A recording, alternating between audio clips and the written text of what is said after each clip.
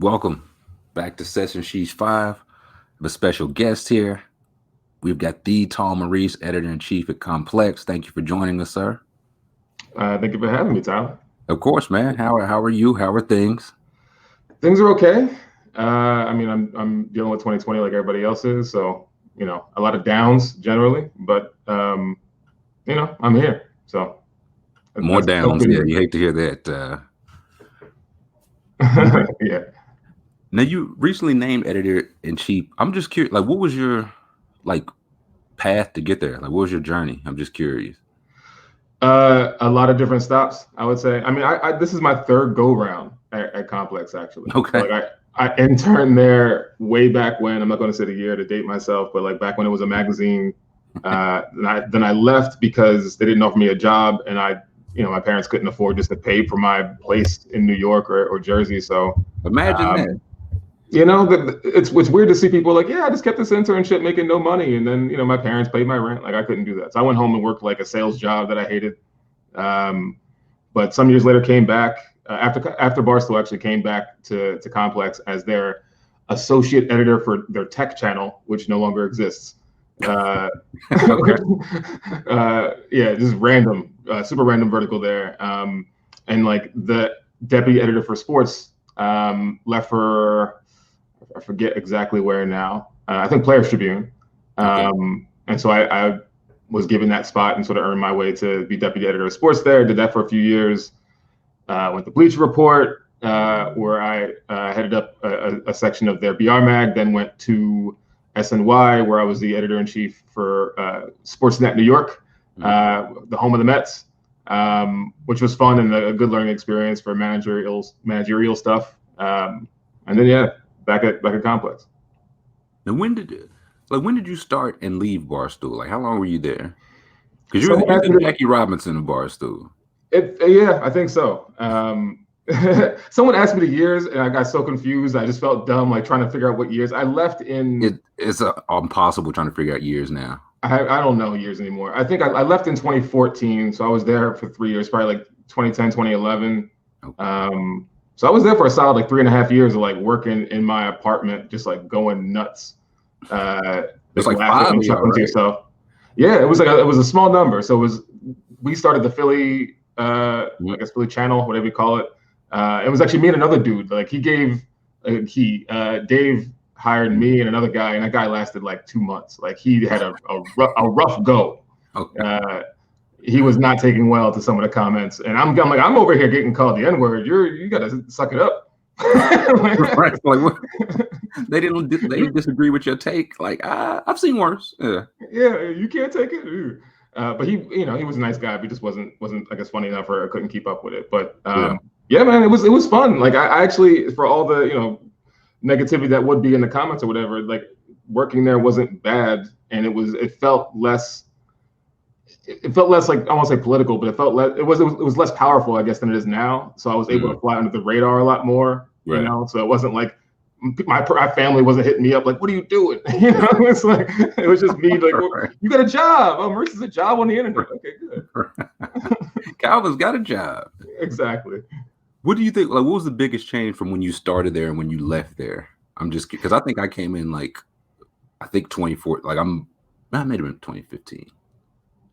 I don't know, but what was the biggest? Because you were there 3 years. I was there about 3 years. What do you think was the biggest change from the day you started to the day you left? Probably just the growth and popularity. Like it was getting bigger as I could feel the groundswell. Right. And I think I left right before they left for New York. So like I sort of was in my associate editor at Complex job, like not making a killing, and sort of like, oh, like everyone's got equity now, or everyone's like in an office in New York. I was living in Brooklyn, so I was like lying about living in Philly. Like I had to go through, like people found out that I lived in Brooklyn, and I had to like make a whole video about like why I was lying and the whole thing. Like it was called Brooklyn Gate. People were like in the comments like, fire Mo, he's a fake Philadelphia. I'm like, bro, I still like the teams. They saw you at like 7-Eleven or something. Like people saw you. Like how'd you get outed? There's a little bit of a controversy there in terms of how that story came out. But the story that's above surface is that I was spotted like in Brooklyn out and about. But there's a little bit behind the surface there that maybe one day it'll come out. I'm sure. Yeah. No, I feel like I have like. How tall are you? 6'6". Okay, I was gonna say because that's one of those like you can't be out. Be like, man, that was not me. Be like, bro, it was you. It was not. It was me. you. It's like no, it was the other like giant, like gawky, light skinned dude walking around. Like no, it was my ass walking It was around. definitely. But like, and I'm like the only guy around here wearing like obscure Eagles t-shirts and stuff. So it wasn't even like I could just say like, no, practice squad the Nets. No, it's just no. He just likes the same teams I like. What can you? Yeah. Well, I mean, for you, I mean, how what was the biggest change you saw? I mean, you were there, I think, even faster growth than I was. Like you saw it hit sort of like ESPN and stuff like that. Yeah, I think like as soon as I got there, they were. If they either had just moved to New York or were like or in the process of moving to New York. So the biggest thing I saw was really just like I admit going in, I didn't realize how big they like already were. It was regionally, but they were still big. Yeah. And so the thing I didn't realize was like one, how big they were regionally, and then when it was getting like national, because I was doing like social media stuff. So I'm seeing the account grow from like 800,000 to 1 million, 1 million to 1.5 million. And it's like, oh, okay. Like people. And then once I started like getting text about it, like, hey, isn't this the place you were? I was like, actually. Like, I think they've arrived. I think you could say that's you've made it when people just randomly text you about things of that nature. I would say that was probably one of the biggest. Probably the thing I miss, like, which is weird because I'm not someone who thirsts for fame, but like there was a little bit of like random fame that came along with it, and different from like obviously like the big cats and Feidelberg and Dave or whatever and Kevin, but like if I were walking like in New York, I probably get spotted like a couple times a month, and so when you're with like people and people come up to you like yo Mo, and it's like to your friends, like they can't say shit to you, like you feel like the man, like, hey, people just spot me on the streets, no big deal, Yeah, man. I remember one time I was in New York and a guy in a Larry Bird, he had on a Larry Bird jersey. And you step on your Jordans? Yeah. And business slack. So I was terrified off the rip. And he was like, are you Trill? And I was like, I don't know what the correct answer is here, right? Like if I say yes, is it like bow? Or is it like I agree with it? He was like, no, man, I got to get back to work. Just when I was like, oh, okay. Whew, that could have ended a lot differently. Did not enjoy it, and that was a pleasant one. So, I'm probably having more than that, I'm sure. But like, I know for the one I always go to is like I was in Charlotte. Like my now wife, her mom lives in Charlotte. We went to Bonefish Grill, and our server recognized me and gave us a free appetizer. Okay, I was just like, yeah, that's right, mother-in-law. Like, we get free apps around here. While mom was there, you'd be like, oh, stop it. I hard all in the day's work, man. I just work hard. I put my head down, I work hard. People recognize me at Bonefish.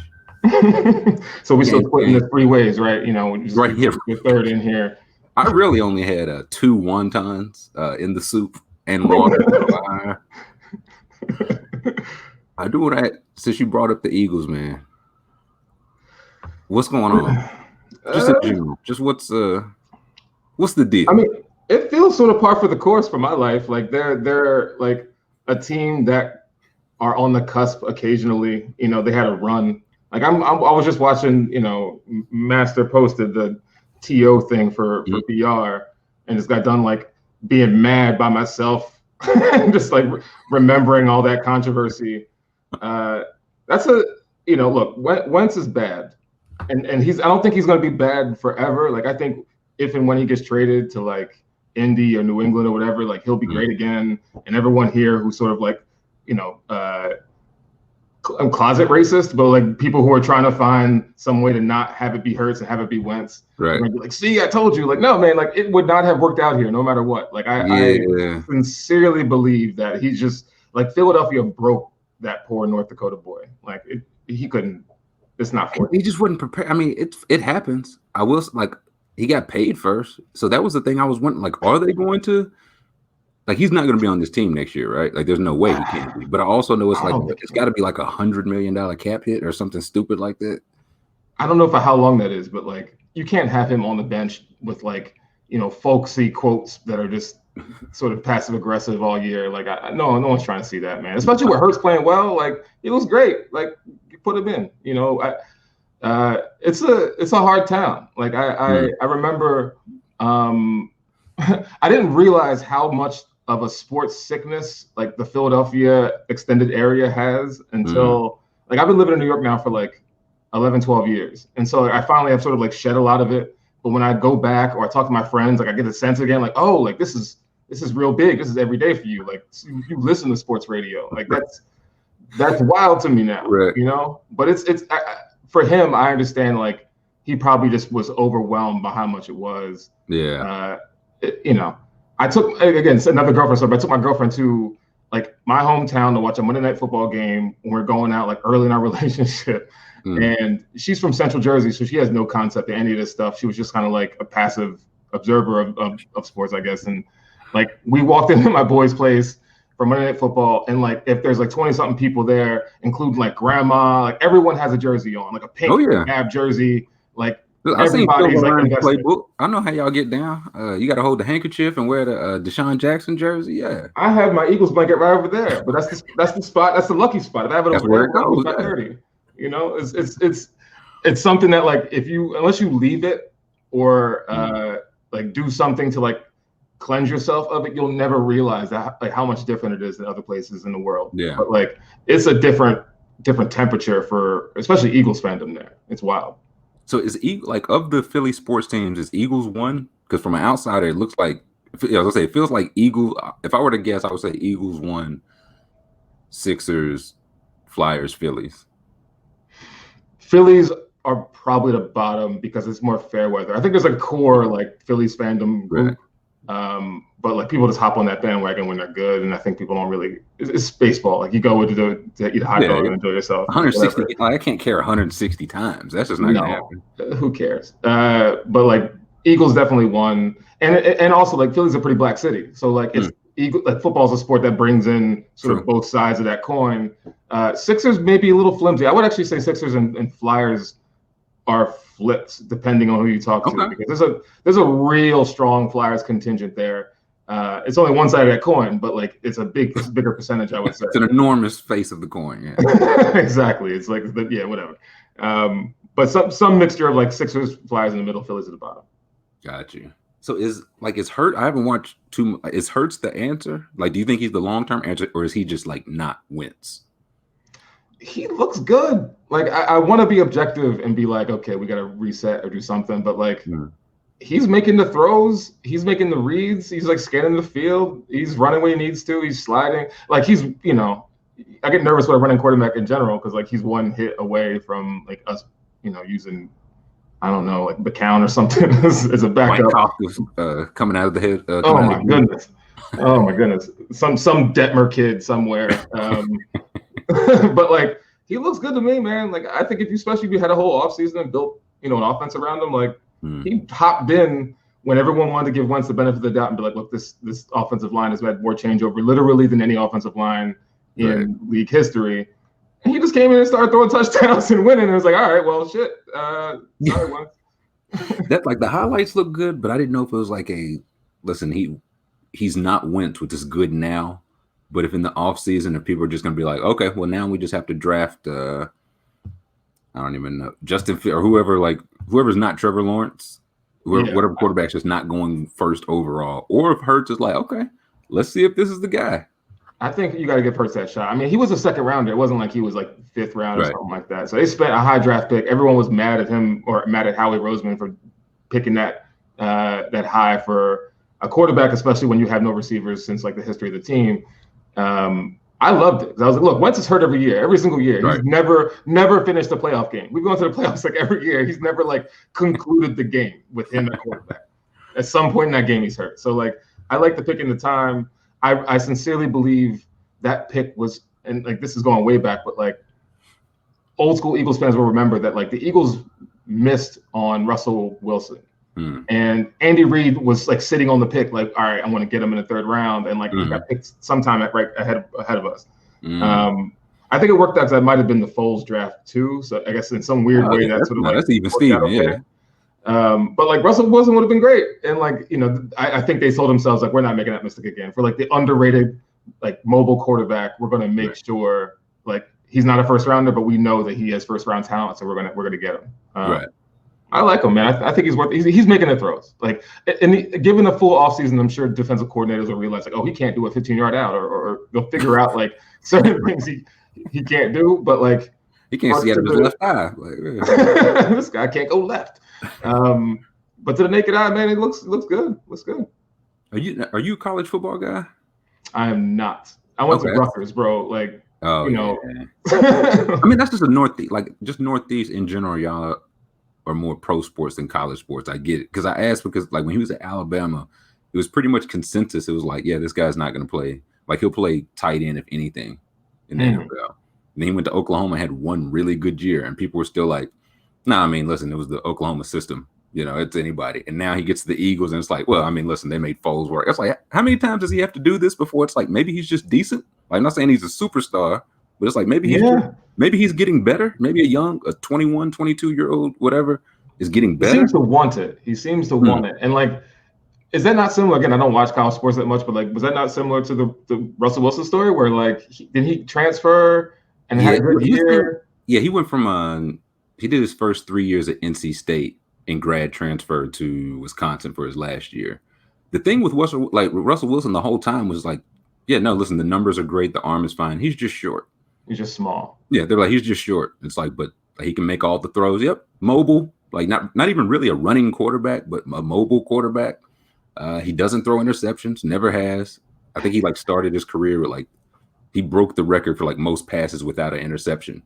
And it's like, why is he not going higher? It's like he's short. He's 5'10". Like, what are you going to do with that? And now, small hands. Yeah. Like, what are you going to do with that? Now, Kyler Murray, Drew Brees is 5'7". So I don't know why that was ever really a thing. And now Kyler's killing. So Baker's a short guy, but I don't know if he should have went number one. Yeah. There's a lot of talk about this being the era of like the black quarterbacks taking over, but really it might be the era of the short quarterbacks taking over. Like 6'6" lineman. I don't know how it's working with someone like Kyler, but like it seems to work from what I saw. Was they gonna do anything to make Taysom Hill a star? Ain't Taysom Hill like 6 foot, like 5'11"? Yeah, tall guy. I don't think he's a tight end, bro. He's a $15 million tight end. Have some respect. Have some respect. I can't believe they paid him that much. I mean, like he looked good for a lot of those weeks that Brees was out, but like he lost it. He was Hurts's first win. So like Hurts beat him, and I remember like we beat the Saints, and I was like I was driving back from I forget where, and like I'm listening to the game on Philly radio and like trying to get off tweets at red lights and stuff, just like like Wentz is trash, send like. But Taysom Hill got paid and lost to like I don't know. That sort of set in my mind like this guy's not that good, is he? Well, I mean, if he's good and like it's all scheme system, whatever, but. I just don't want to hear anything ever again about Cap Hill. Like I've heard the Saints are in Cap Hill for like 10 years. Yeah, like their third string quarterback got $15 million. I don't want to hear Cap Hill. Like if the Eagles just cut Wentz or trade him, whatever, and just take a $50 million, I don't want to hear about Cap Hill ever again. Like it don't exist. Once they traded, like Antonio Brown and Odell Beckham got traded, I think I want to say within a couple weeks of each other. It was like one's the biggest cap hit of all time. The second was the one that just happened. So I don't want to hear about like cap hits or cap hell.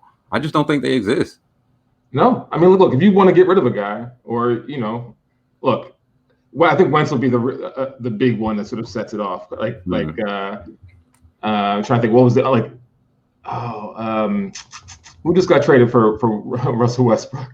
John Wall. Yeah, John Wall was like the untradeable contract, right? He makes like $40-some million a year and hasn't played basketball in like 5 years. Like king. So proud of him. Nothing but respect. But yeah, like teams will find a way. I think that's generally how it is, man. Like you're gonna pay a backup quarterback $15 million, like they'll find a way. The only person I'm not sure is gonna find a way, and I'll ask you, like, does Dwayne Haskins ever start an NFL game again? Like, serious question, because it is not. It's not looking good. That's a rough one, man. I mean, he was drafted too high too. Anyway, like they kind of reached because they needed a quarterback, which is dumb. I never understood teams reaching ever for anything. It just never works out.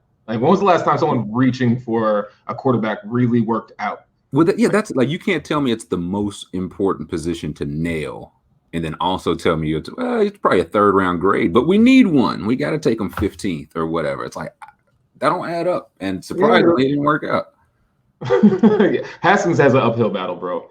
I'll give Josiah Johnson credit for the tweet, because he'd use that like pink Sammy Sosa photo and said like, this is what Haskins will be looking like trying to get another job in the NFL. Like, you gotta do something. He better start golfing and like, just playing it up. I would just start hanging out with Sean McVay. Like, if I was just Dwayne, I would just go start hanging out and be like, hey man, Haskins seen out with Sean McVay. Like, I mean, that's all the coaches see him like, 2 years, $7 million. That seems, or hang out with Chase Daniel. That's what I want to hang out with. Chase Daniel made the money. He's done like 94 passes in like 12 years and has made 50 plus million. Like, living very well. I think the Eagles were one of the teams that paid him too. It was just like, hey, here's some money. Fitzpatrick's gonna retire with like $100 million, and everybody can agree it's like, no, he was never really that good, but he had a beard. Y'all remember that? Y'all remember he had a beard? The beard was big. He wore that chain that one time, or he wore someone's jewelry that everyone seemed to love. There's different rankings for different people, right? Like, people want to use their GOAT rankings for like talent or success on the court or field, and none of that stuff really matters in the long scheme of things. But like, someone like Joe Johnson is like the greatest athlete of all time. Ryan Fitzpatrick may be that guy where it's just like, look, I had no pressure my entire career. No one expected anything of me, but like, no one expected anything but for me to lose my job at some point. Played just well enough to get another contract and get another contract and get another contract and like making it happen. That's how I knew. Again, I know you're not a college football guy, but Jake Locker a few years ago was like if he came out junior year, he would have been number 1 because our team stunk. He came back and I think he went 7th or 8th to the Titans. And I think he retired before his rookie contract. And I was like, man, he must really hate it, because he's like 6'4" and white. He could have just been like a backup quarterback for like, hate the game for sure. But you could have made $20 million hating the game, man. He must really. I hope that guy's okay. How's that happen? Like, you think with like the talent, or at least like what they have on paper as your talent, right?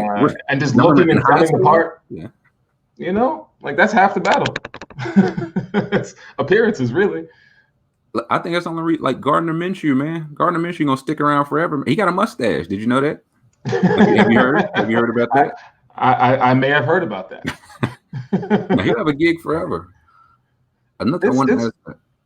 No, I was gonna say, it's just wild how, like, the NFL, it seems like, of all the leagues, man, they will sincerely just give you money in a contract based on nothing but like gut feels. And for like the NBA, baseball, like, highly analytical, like, all it takes is one football coach to be like, I like the cut of his jib. Like, I shook his hand. Right. Yeah, he looked me right in the eye, man. He's just got it, man. He's just a gamer, He comes every day, lunch pail, firm handshake. Did Mike Lombardi? Did he ever work for was he an Eagles guy? I remember Mike Lombardi. I don't know if he was a specifically Eagles guy, but like, maybe just because I know him so well before he got national. Yeah. I think it was the Tebow. There's one of the drafts with like 4 or 5 quarterbacks, and he was like, I'd take them because if all these guys were going to McDonald's, they would throw him the keys to drive. And that's what I want in my quarterback. And I said, that's what you want in your quarter? Like, not pocket presence or mobility, arm strength, accuracy. You know what I'm saying? McDonald's designated driver. Yeah. That's the ticket. And if I'm not mistaken, I think the guy he said was like Tim Tebow, because he was like, they would throw Tim Tebow the keys. Like, because he the only one not drinking. Yeah, I'm throwing Tim Tebow the keys. Like, duh. Like, what? NFL journalism is some of the laziest journalism, bro. Like, I don't know. Like, they will take, I think I tweeted this a while back, but like, they'll take any answer. So it'll just be like, what makes him a difference maker on the field? And he's just like, he just gets it. It's like, and they're writing it down like that's a real answer, and like not asking follow-ups, just like, he gets it. Okay, yeah, that says it all. Yeah. That is like basically any old story, be like, hey, listen, when he was 10 years old, he fought a bear. He threw 6 interceptions. Yeah, but he beat the hell out of that bear. You got to understand, it's not about you're missing the forest for the trees. He beat a lot of quarterbacks would never have fought that bear. See, a lot of quarterbacks would have given up as a child. But you know what? This guy's a difference maker. He's just got, it was a Trent Dilfer was like, listen, the difference between winning and losing is winning and losing. And it's like, damn. I never, when you put it that way. It's like pass the blunt. Yeah, I nods. never really considered that. Now, speaking of old George Washington stories, I love that. Like any old George Washington story will work on an NFL journalist. He was honest. Didn't that guy own slaves? Yeah, and he was honest about it. Don't you understand? Have you asked to have half of your complex salary paid to you in Bitcoin yet, or no?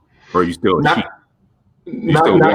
Not yet. And it's funny, man. I knew you were walking into like the buzzsaw when you tweeted that, like, because first of all, like I am a crypto guy and I am a Bitcoin guy, but I also recognize and sort of hate the community as a whole. Like everyone who talks about it is terrible. Like if you can't get an objective answer on anything cryptocurrency related, like if you go on Reddit or you talk to people on Twitter, there's like the people who will die for it, who will like lay themselves in the kill for it, yeah.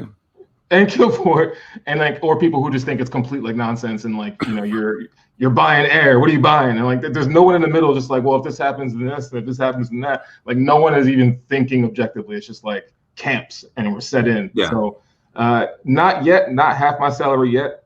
I was reading the comments to your tweet though, and people were saying like you can do tax evasion through that, and I do not at all find that interesting. So I will look. Do the tax people know this? Do the tax people know that you can evade them this easily? Yeah, but no, man. Like it's funny because I actually was going back and forth. I had mentioned something on Twitter about like not being able to find objective people talking about Bitcoin, and the CEO of Complex gets in my mentions and says, "Yo, check out Russell Okung." Okay, so, a very level-headed take.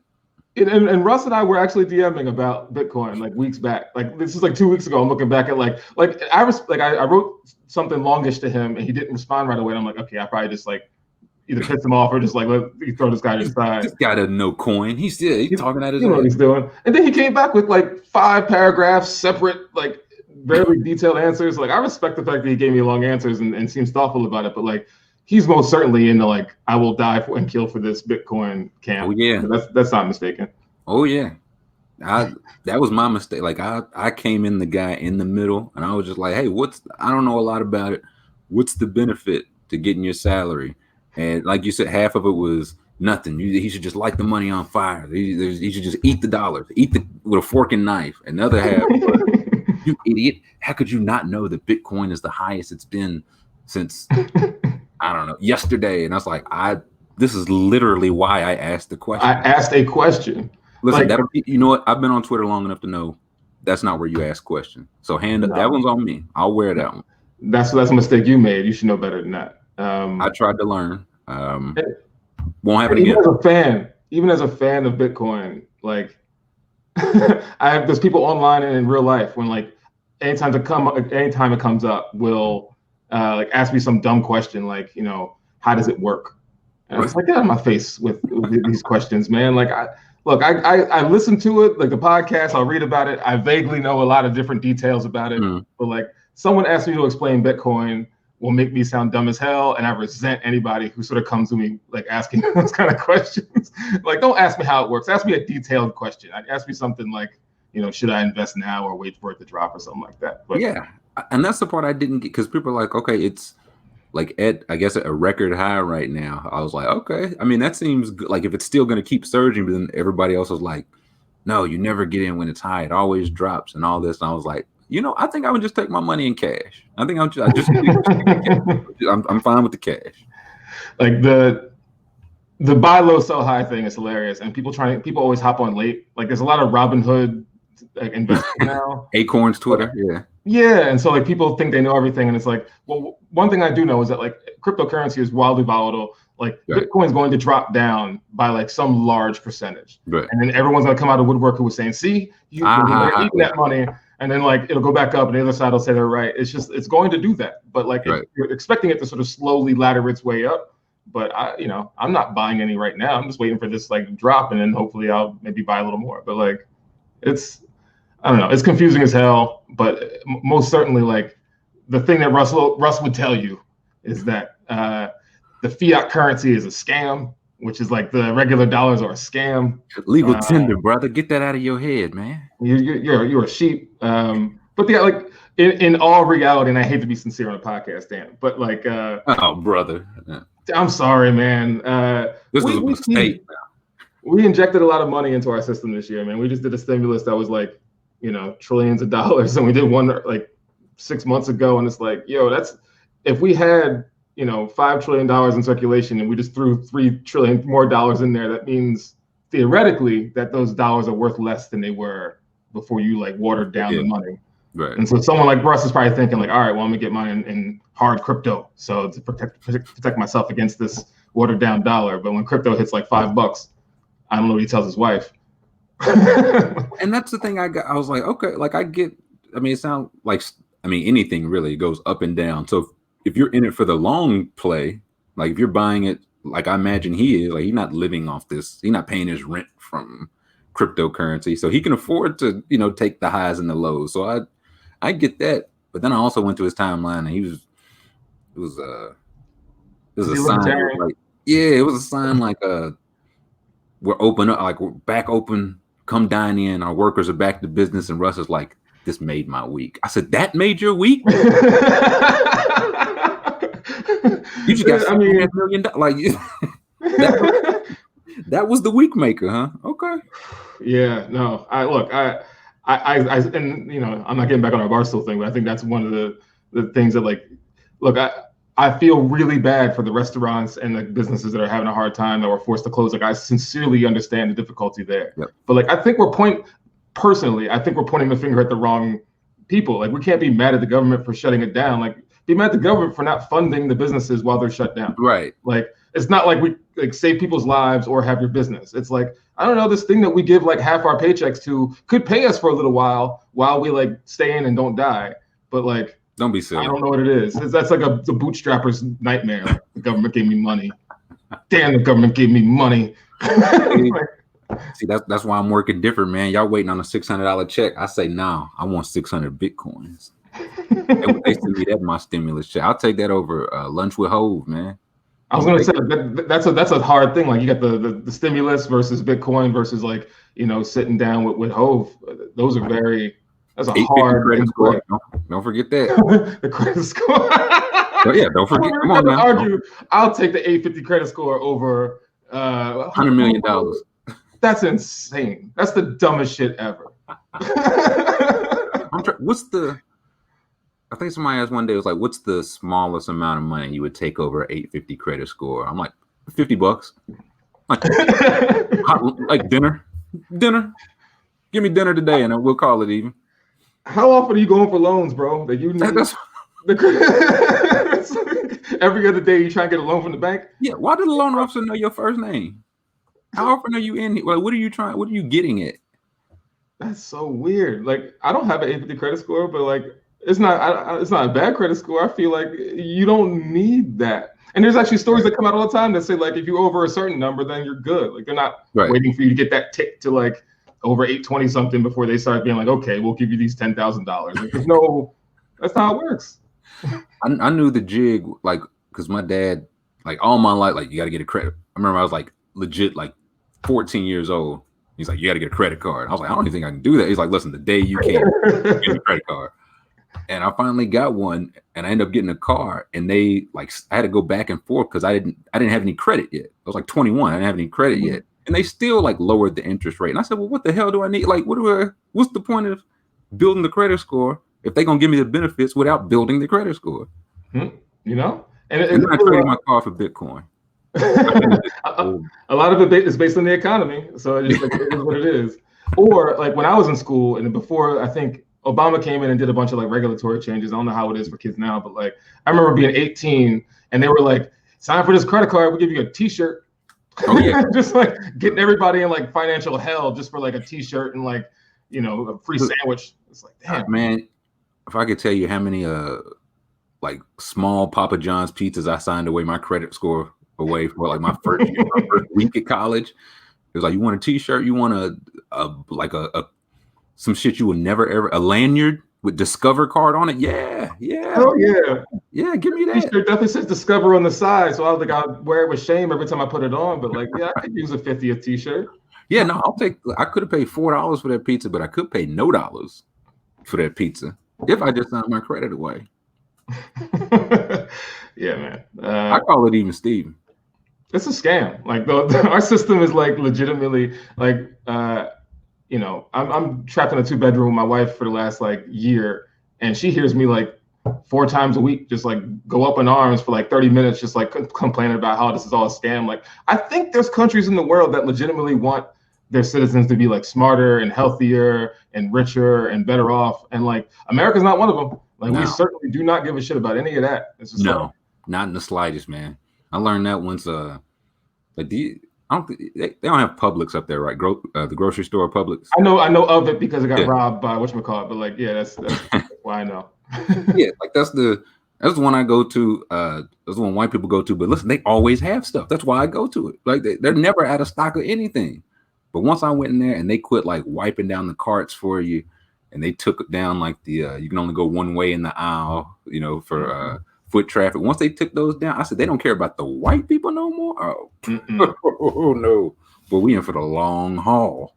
But Tyler, it's fatigue. We're tired of caring about killing people with our breath. Right. It is wild. I want brunch. Yeah. Yeah, you called out somebody with that big brunch. I think I DM'd you a photo of like me at brunch. Like I talk a lot of shit, but like I needed to get that fruit salad last weekend, bro. It's been months. I think people was wearing the garbage bags on themselves outside. That's when I said, "Hey, now come on now. Like you're not enjoying your experience. Like you want to get out, you eat outside or whatever. Okay, you sitting in a garbage bag in the rain. You're not having fun. You're not enjoying your meal. Like, no.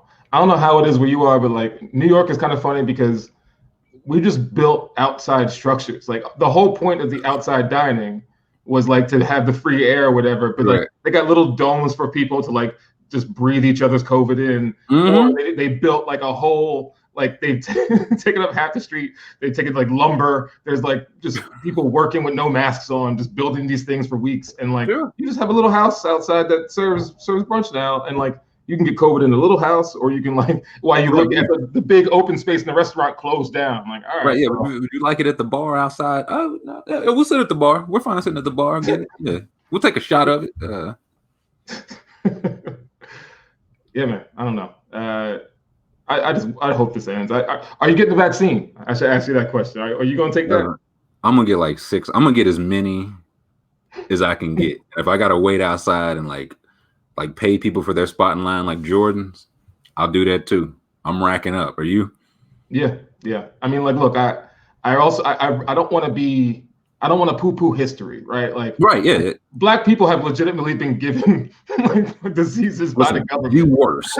Like, there's 100% reason to be skeptical. 100%. That's not like, fake stuff. That's like actual history that happened. So I get that. And I also get that, like, that's how I Am Legend started. Like, I get that, like, 5 months in the future, we all could just be zombies, and like all the anti-mask people are like, haha, and then they're running with shots. Take that.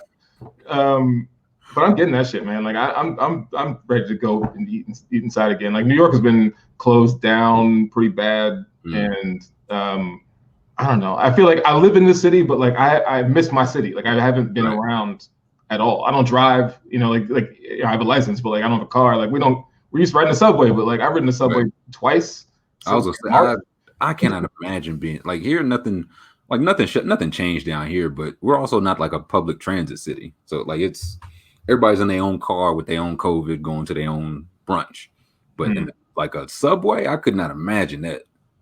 And like, to New York's credit, the New York Times always trying to like quell people, whatever. I think like the subway car air circulates every 2.5 minutes. Like, scientifically, you're probably not that bad off in the subway. But like, I know what the subway's really like. I know who's there. I know rat culture. Like, I see what's happening in the subways. I don't know how it is during COVID. But like, if you were a New Yorker, and a lot of New Yorkers didn't like live in neighborhoods they like just because it's so easy to get around. Like, you found out whether you like your neighborhood or not in this situation because you weren't going nowhere. You weren't cannot like, leave. So. You ain't like the Bronx. You really shouldn't have moved to the Bronx. It's like, boy, I don't like any of these restaurants. I don't like my neighbors. I don't like. This is a bad idea. Yeah, but now I can't imagine trying to move in the middle of that feels even worse. I did. This is actually my. We moved in October. Good God. Which wasn't great, but this spot is better than our last spot, and so like. I think I had one of those really I'm in the same neighborhood. I moved like 6 blocks, but it feels like that's not as you're moving like boroughs or something like. No. I ain't going through all that trouble. But like it's still like a move, and it's still like it feels a little more plastic. I'm in a building now, and like I have like neighbors like across the hall as opposed to being like in a townhouse or row home. Right. So like I'm hearing them now, and that's a little more annoying. And like I get pissed off with people. Like we have a 2-person elevator rule now. Like there's new things with COVID I'm paying attention to. Like this guy was going to the gym and didn't wear a mask. Like that's crazy. Yeah, it's all very disheartening. People don't care about other people. Like, that's sort of like the thing we found out is like, oh, like you'd rather eat brunch than like save somebody's grandma's life. Like that's interesting. It's once I found out they were like they'd rather eat brunch than save their own grandma's life. That's when I was like, oh boy. It was like multiple people. It was like, hey, listen, the bitch was 96. She lived a good life. I got a party. Like John Boy's got to get out and party. It's what she want. It's what she'd want.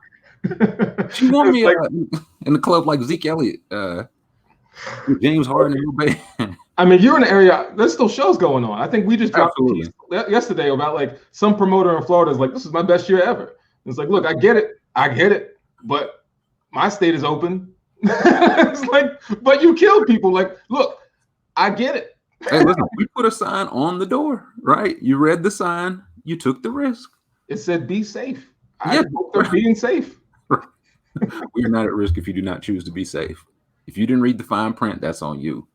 And I've seen nothing but, like, again, the New Year's Eve stuff, and it's just all these flyers. I'm like, y'all are kidding me, man. Like, y'all are fucking kidding me, dude. No. Like, I'm sure you're seeing a lot more than I am. And, like, my dad lives in Charlotte. He's always like, I talk to him, he's like, wear your mask even outside. I'm like, what are you talking? Everyone here is masked up. Everybody here is masked up for the most part. Even outside by themselves, they're still masked up. Like, people here are sort of like, it's very nice. And it's nice in that regard. But, like, it's still wild just to think that, like, there are parties going on. I seen, like, one of my IG friends, I guess, the guy I knew from way back in the day, is a promoter in Philly. And, like, I've seen a couple of flyers that were like, secret party happening, like the bottles crossed and like the location to be determined at the bottom. And it's like, I don't know, bro. I don't know, man. I don't know if you saw a while ago. It was a girl somewhere in Texas. And she was like, listen, if you were at like any one of these 4 parties in 5 nights, she's like, if you was downtown on Friday, if you was uptown on Saturday, if you was in Midtown on Sunday, you should probably go get checked. And I was like, people out here playing like 3 games in 4 nights in this, man. I wouldn't I mean, maybe it's just old age. I ain't going nowhere 3 days and 4 nights in a regular. No. Like, multiple double headers. Yeah, like she back to backs, no travel day off. She's just 38 minutes a game going hard. She's like, hey, look, so if you were one of the 9,000 people at one of these 6 events, you should probably get yourself tested. Listen, we'll be Friday in Midtown. If you want to get tested, bring your positive test score for half off, ladies. Bro, it's yeah. I just don't get the mentality. Like I suppose, like, look, I'm 30, and like I imagine if I was like a college freshman and like I'm looking at the stats and it's like, nobody my age has died or like some crazy minuscule number. Like I could kind of see myself being like an 18-year-old asshole and like, you know what I'm saying? Like not 18, better, but still, but like, I don't know. Like there's that balance of like, all right, 18 years old, you're a legal adult. Like you know better. Like, you know better. But like, this is supposed to be the best year of your life or like some of the best years of your life. And like, this got like totally screwed up. Like, oh yeah. I kind of feel bad for him. Like, what do you, I don't know what you do. as yeah, like people said, I was like, the ones I feel bad for, like, are those people. Like, it's like on Twitter now, if you do anything, it's like you can't, like, you tweet something that's like, man, you 31 tweeting about the weather. And it's like, damn, I can't tweet about the weather. 6 talking about you gonna eat some dinner. It's like, damn, I can't do that. But I'm like, if I was 20, 21 right now, y'all the ones that should be pissed. Y'all had to sit inside a whole summer. I mean, y'all didn't because these numbers are rising, but in theory, y'all had to sit inside. Y'all ain't get to enjoy like no music. Y'all ain't get to go outside. Y'all ain't get to go no cookout or nothing like that. Me, like, I'm old. I ain't doing that stuff. No, I'm in the house. Didn't really change my everyday life that much. But if you're 19, married introvert. Break.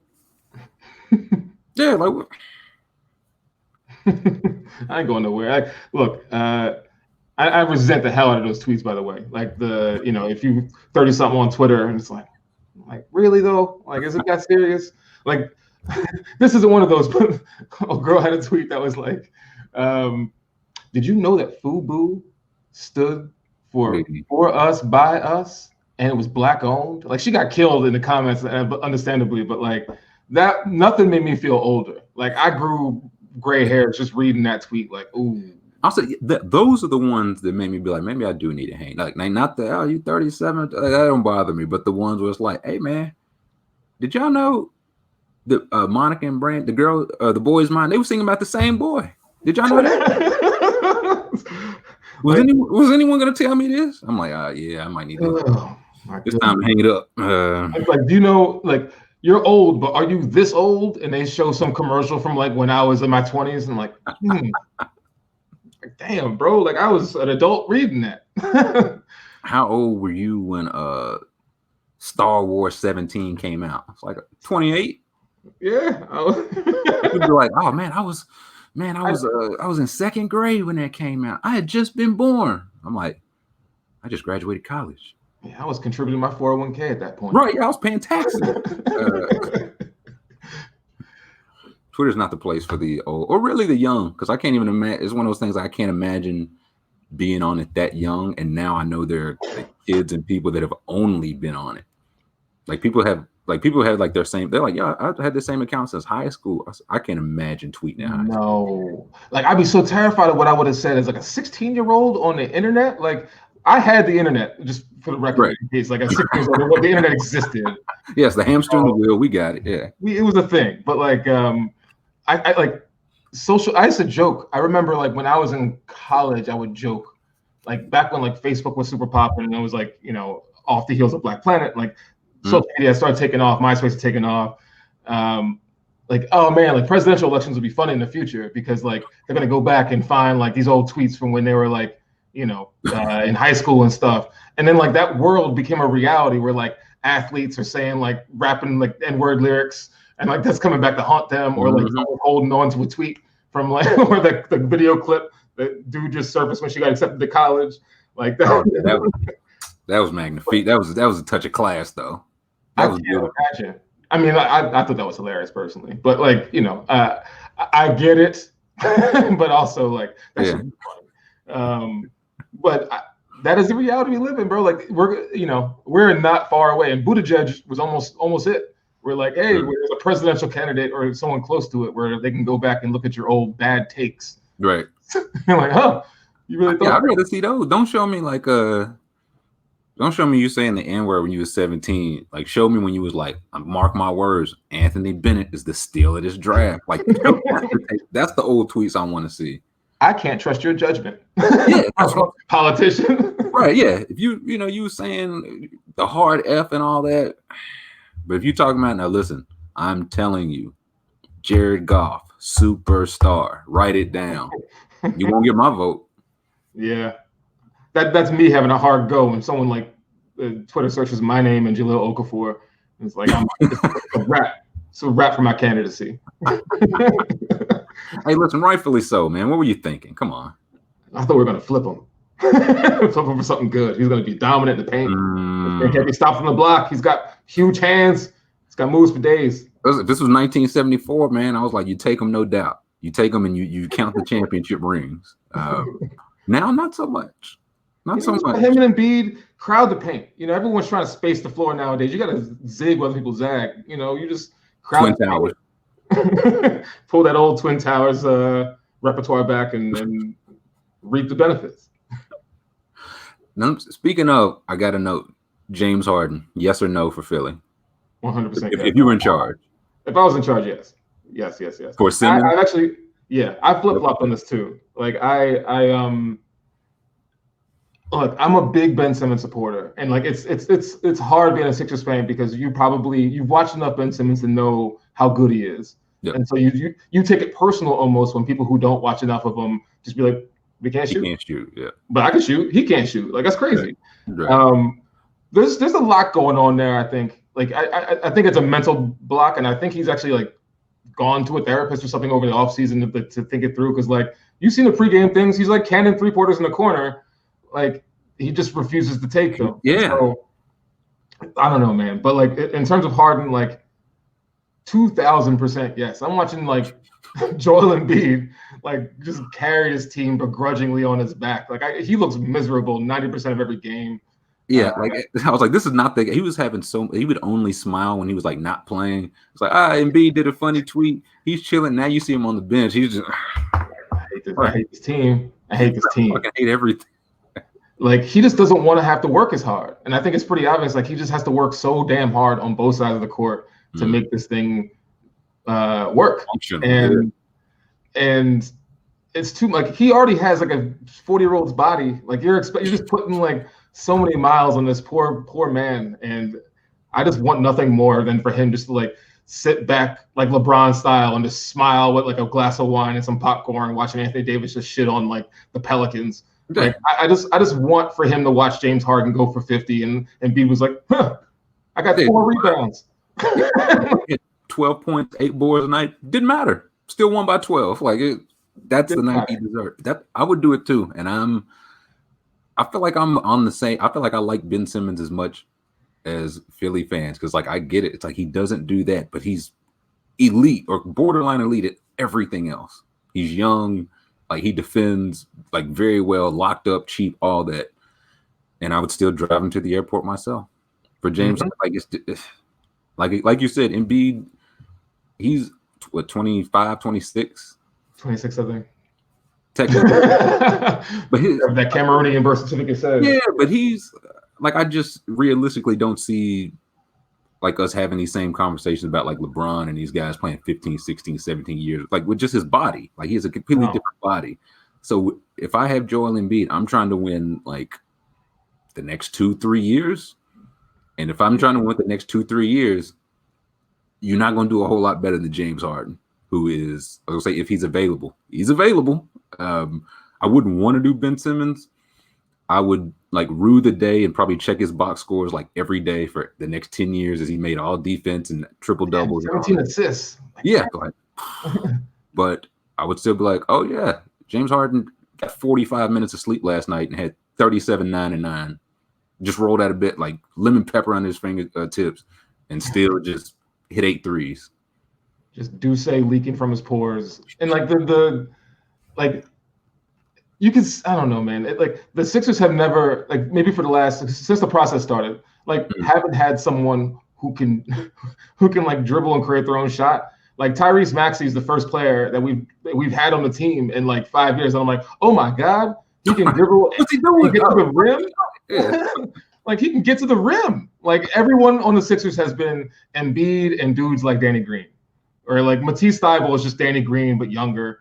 It's just like everyone like I play good defense and I can shoot occasionally, but like Shake Milton is a little bit of that, but he's just a luck, second round guy that's like, eclipsing what everyone thought he would do.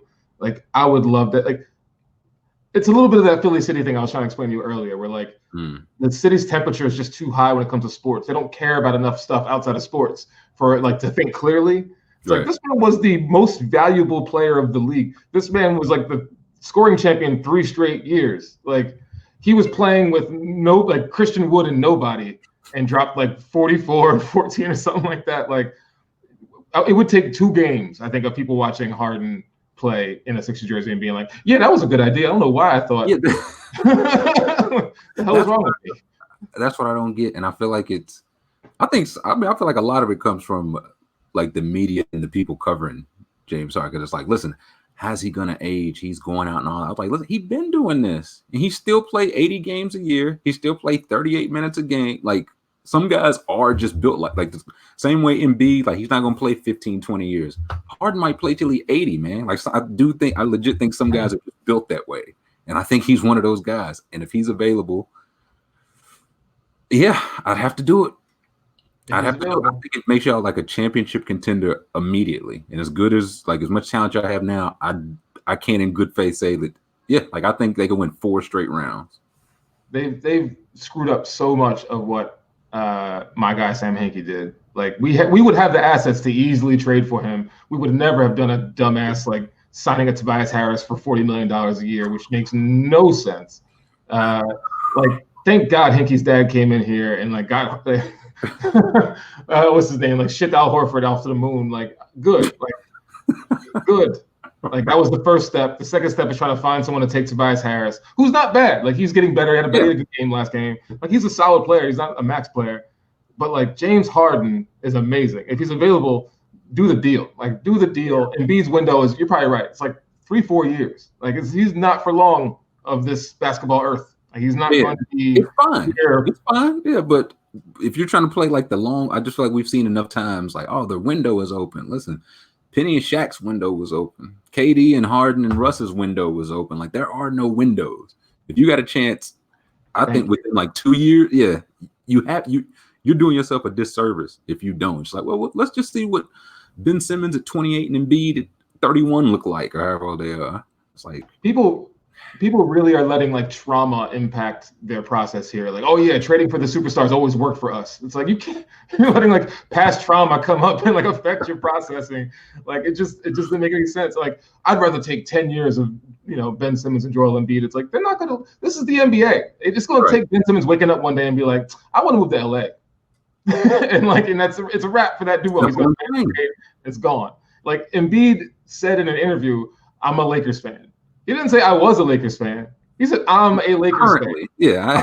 It's like, look, he would just need to say I'm out of here, and like we'd be trading him for like, whatever like the fringe pieces on the Lakers are. Like Kuzma, future first. Oh gosh, it would pain me. So like, yes, there's no such thing in this league as a 10-year window or like the length of it. It's whenever the superstars win the league. If one of them wants out or is tired of playing with the other one day, like that's the end of that duo, and you got rid of him for nothing. So you might as well trade him for like the 3-time scoring champ. Or I'm hoping Bradley Beal just gets progressively more angry at losing and being Russell Westbrook's teammate. Maybe he's available.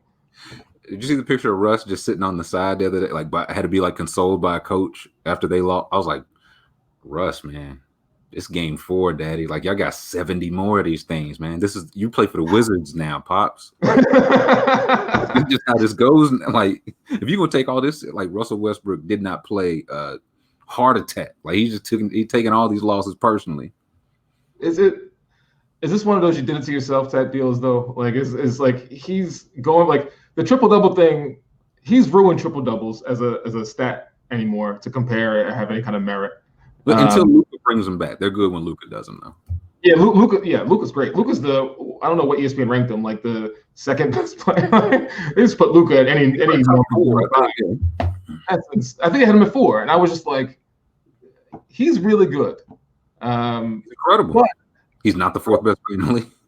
No. And like even to and I was gonna ask you about this because I was thinking to myself and I saw someone else write it, but like the Ja Morant versus Trae Young thing. Where like if you got to choose one, who would you choose? I'm like, I love Ja Morant, and like I've sort of hated on Trae Young for no reason, just because like he was traded for Luka and like the lollipop on the barber floor haircut. Like I get it. We gotta get my man a barber here, but Trae, if you're listening, Daddy, just hit my line, man. We can get you in Atlanta, man. There's no reason you shouldn't have a good barber.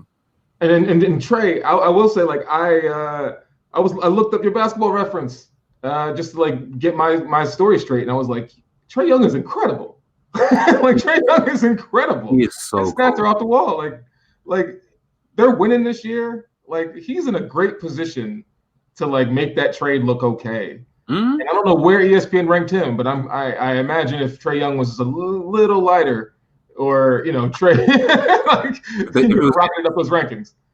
If it was a Trey, because he was the third of a long line of coaches, like of coaches' sons, that kind of Trey, he'd be 3, Luka be 4. Philip Young, the Trey, and he would have been. Yeah. So you go Trey over Ja long term? I think so. I like Ja's like personality and the overall package more of Ja seems more fun. Like Ja's dad being someone who gets interviewed occasionally, like all that stuff is part of the overall package, and I think it's more fun. 100%. But like Trae Young might be a better player. Like Trae Young averaged 29 points last year. I was like 29. Am I seeing that incorrectly? Like no, 9 assists, like something stupid. Yeah, like he had a crazy year, and I'm like, why is he not more on the radar? I guess, and his defense is probably terrible. Like I don't watch a lot of Hawks. Yeah, it's bad. Yeah, there's no doubt about it. It's bad. But like you're doing 29 and 9, like you can have bad defense, bro. Just get a Noel or some shit, and you figure it out. He did 29 a game last year. Bill did 30, and Bill wasn't good at defense either. But I was like, why is it only get held against Trey? I guess his looks worse because, like, again, he was a horrible defender last year. I'll say this year I feel like it's early, but just like regular bad, which is all you want. If you're gonna score 30, regular bad, that's all you need. Just don't be god awful. And don't be gone. Yeah, right. Also, like Trey, he doesn't have the highlights jumping over people, but he. In his mind, every single time he's trying to nutmeg somebody, he's trying to bounce the ball off somebody's head. Like he's like, please step out to the half court line. The further you step out, the further I'm going to shoot it from. Like I want to make you look bad, which I'll always appreciate. This makes me wish that there was the and one mixtape culture was still around. I would love to see like Trae Young or Ja Morant or somebody like that at Rucker Park or wherever uptown, just like destroying some nobody, some dude who calls like. I'm the wizard, and like the wizard just gets fucking annihilated by this basketball player for the NBA. Like I would love it. Are you talking about the 6'1" guy with the terrible head of hair? Yeah, he scored 54 points, man. He took 54 points. I don't know how, but he did. He put the ball around my head. I didn't know where the ball was. I think it was Trevor Ariza last year where Trey nutmegged him, and Ariza like pulled him to the side. Was like, now listen, I know you try that shit on a lot of people. I'm not the one. All right. And Trey was like, okay, like I respect, but he didn't stop trying to nutmeg people. He's like, I just need to know who to nutmeg. And I was like, he gets it. Some of these cats will fight me on this court. Absolutely bust my head. He's like, I'll just do it to his teammate. His teammate won't fight about it. And so far, nobody whooped his ass yet. Hey, I mean, like, look, way better than I thought. Like I looked those numbers up and was sort of like blown away. Like, where is he in the overall ranking? Just because incredible dude, but like I don't know. The league still seems like it's settling. Like a lot of teams that shouldn't be at the top of it's 3 or 4 games in, right? I'm hoping Atlanta's for real. I'd love Atlanta to be good. I mean, Trae Young is fun to watch. I'd love for Wiseman to calm down a little bit and just make the Warriors awful again, and that way Steph starts grumbling. Like I just want any player that can help my team and potentially be open for a trade. I just want that team to be miserable. I was going to ask you, like, if you had the chance, if Harden and Steph both came available, who would you want? You had to give up Simmons either way for both or for either one. How old is Steph? Is Steph older than Harden? Steph's 32. I think Harden's 31. Yeah, I think they're 1 year apart. So it's not not that far. Harden's more durable, but Steph and Embiid, man, Steph's the best shooter ever, though. I go Steph because Steph's Under Armour, and I just know that corporate interests sort of rule everything, and the fact that like Embiid and him would both be Under Armour, like it would be, and plus like I know Embiid seems like a homebody. He has a newborn. Like he just like plays FIFA and like hangs out with his girlfriend all the time. Like that's his whole personality outside of like Twitter. And James Harden, I don't know if James is going to be like, Joe, just come out. Come. Right, yeah. No, listen, we're not going to stay long, man. We're just 10 minutes. We're in and out. Joel Embiid comes out with like a torn ACL. It's like, damn, strip club. He was swag surfing on the couch. He fell off, torn meniscus. Bro, he went down last game. He went down in the game, holding the back of his leg, limped off. Every time that it happens, I lose a year off my life. And like I'm down. If I was going to be 85 one day, I'm 67. I'm dead. Like just because of like how hard that hurts my heart. Like, oh God, no, please no. Like every time he came back, went an 11-0 run, won the game. Like, okay, good. He fought, like, I know some of it's by design, because it was like they told him to like fall rather than like land on one foot and hurt that foot. And it's like, I get that. But he still hits the deck a lot for a guy that weighs 280, 300 pounds. Like, it's only so many times you can absorb that, even on the roll. He sincerely, like, it still looks, even as a 26-year-old man, it looks like he doesn't know his own body yet. Like, he's still like 2 kids in a Joel Embiid suit trying to like figure it out and fall the right way. Like he's dunked the ball and like swinging forward. Normally you wait to swing back to land, and he'll let go of the rim at the wrong time and like land awkwardly on his knees. Like, what? How? Done. Yeah. You've had this body your whole life. You've been dunking like 11, like, you know, like you should. Like, he was late to the game of basketball. I understand. I'll give him some leeway there, but like. The guy like doesn't know how to land. He's gotten better at it the last couple of years, but like those first 3 years were just like, and he's like down. Like, but he's a deck a lot. I think he's gotten better at sliding on the ground or whatever. But like anytime he dunks or like jumps in the air to pass, like that land is gonna be bad and slight heart attack. That's me and Anthony Davis. Like, even going back to Kentucky, anytime Anthony Davis hits he holds like knee, ankle, and they're like, oh boy, this might be the big one. He's got to be carried off, and it's like he's day to day. He comes back the next game, 28-11. It's like, oh my god, he did it in the playoffs. It was like, oh no, this is it. That's the one. Ankles aren't supposed to go that way, and it was like, he walked it off on the sideline, scored the last 12 points for the Lakers. He's fine.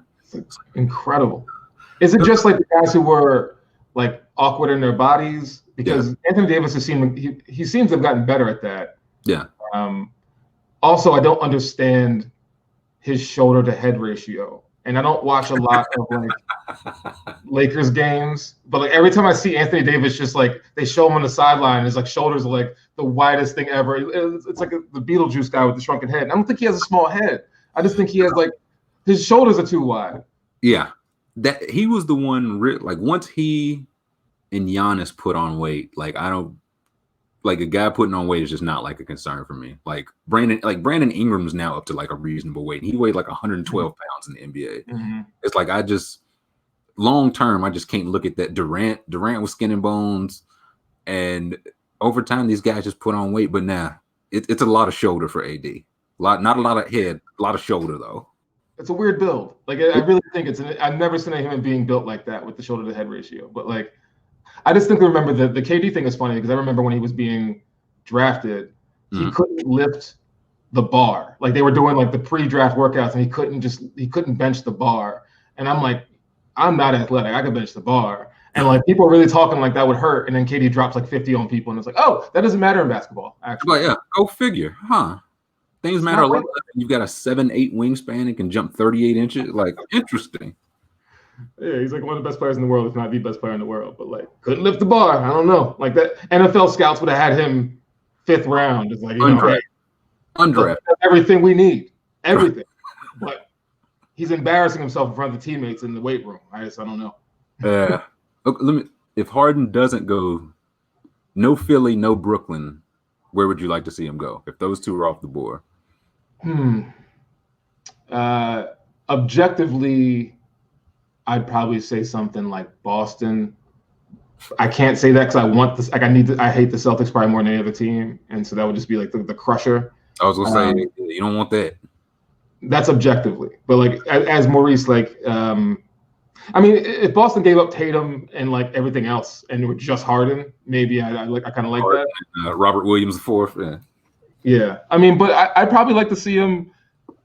I don't know if it would work out, but it'd be interesting to see him like in Portland if they gave up like CJ and a bunch of other stuff, and it was like Dame and Harden could be really fun to watch. Fighting over that last shot or whatever it is, but yeah, Harden's like trade like James. You can't pull that card here anymore. Like you left that behind in Houston, Bub.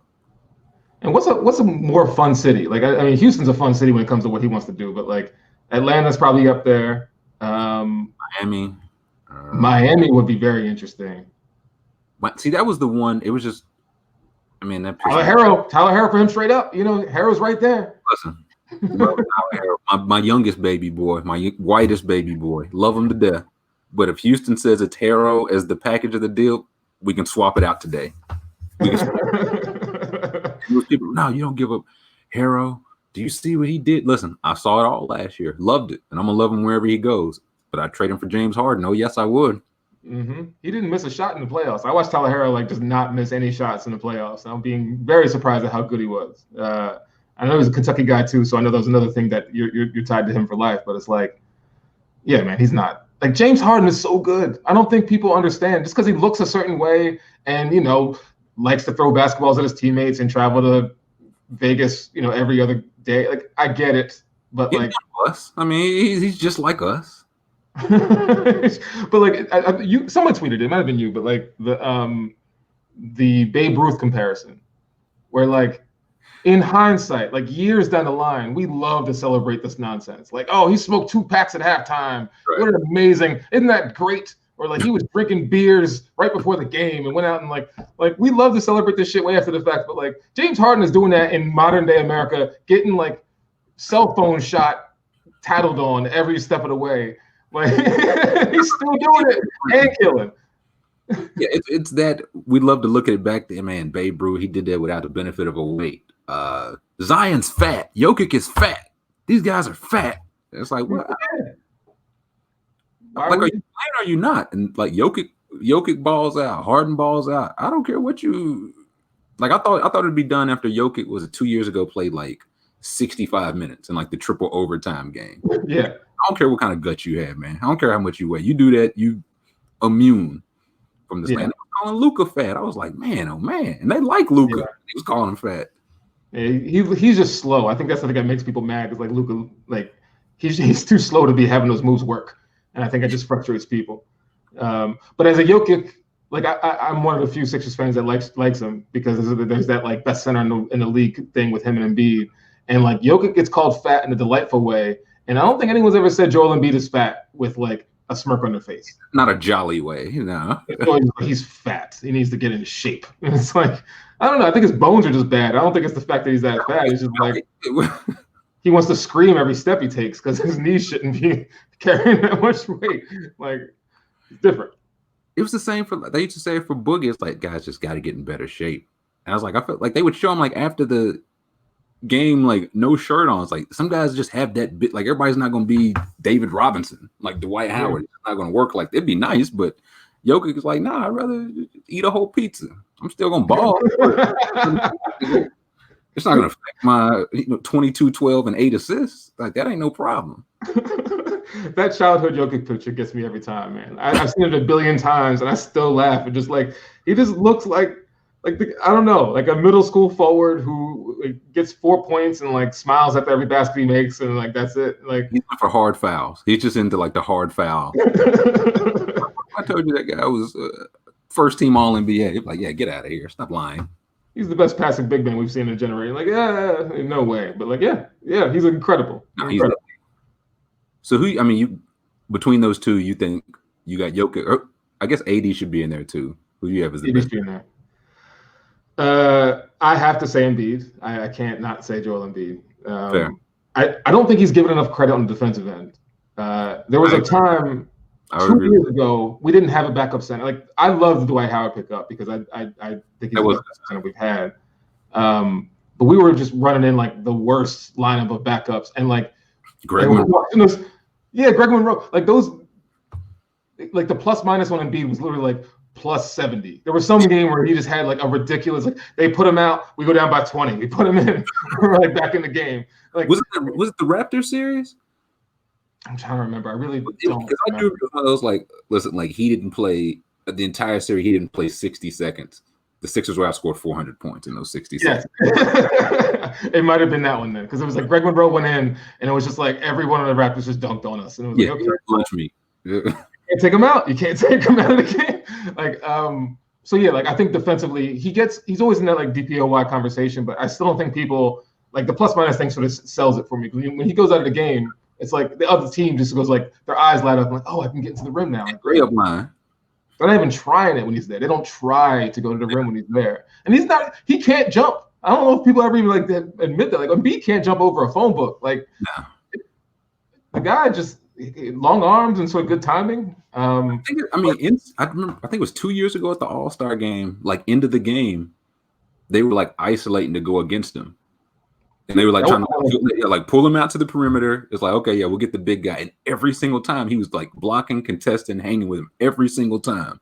And that's the first time I was like, because these are the best in the world that they're like, oh yeah, we can get past him. And he's like, no, like multiple times. I remember like LeBron. I feel like it was a couple people, Harden maybe, just he trying to poked out LeBron. I think on a thing he got LeBron on a page. And I was like, And I know he didn't make All NBA or All Defense last year, which I was like that. I don't know. I'll never vote for Rudy Gobert for anything, especially not over Embiid. Freaking, I love the Rudy Gobert is just jokes because there's he's I don't know, fluent in French, knows the well, or he's Mitchell Robinson with a max contract, but like I don't like. Yeah, I Embiid at that All-Star game, I almost felt like we were exposed as like a team because it's like. On defense, they were going at Embiid and he was getting stops on the perimeter. And on the other side of the court, their end of game offense was post up Joel Embiid. These are like James Harden or shit is like dumping it in Embiid for the end of the game buckets. And it was working. Like he was working LeBron James for like end of the game buckets. I'm just like, oh no, Joel's gonna find out that we've been like fucking up his career. That he needs better teammates. Guys will pass me the ball every single time. And it's not 4 people in the paint. Like when I turn around, this is interesting.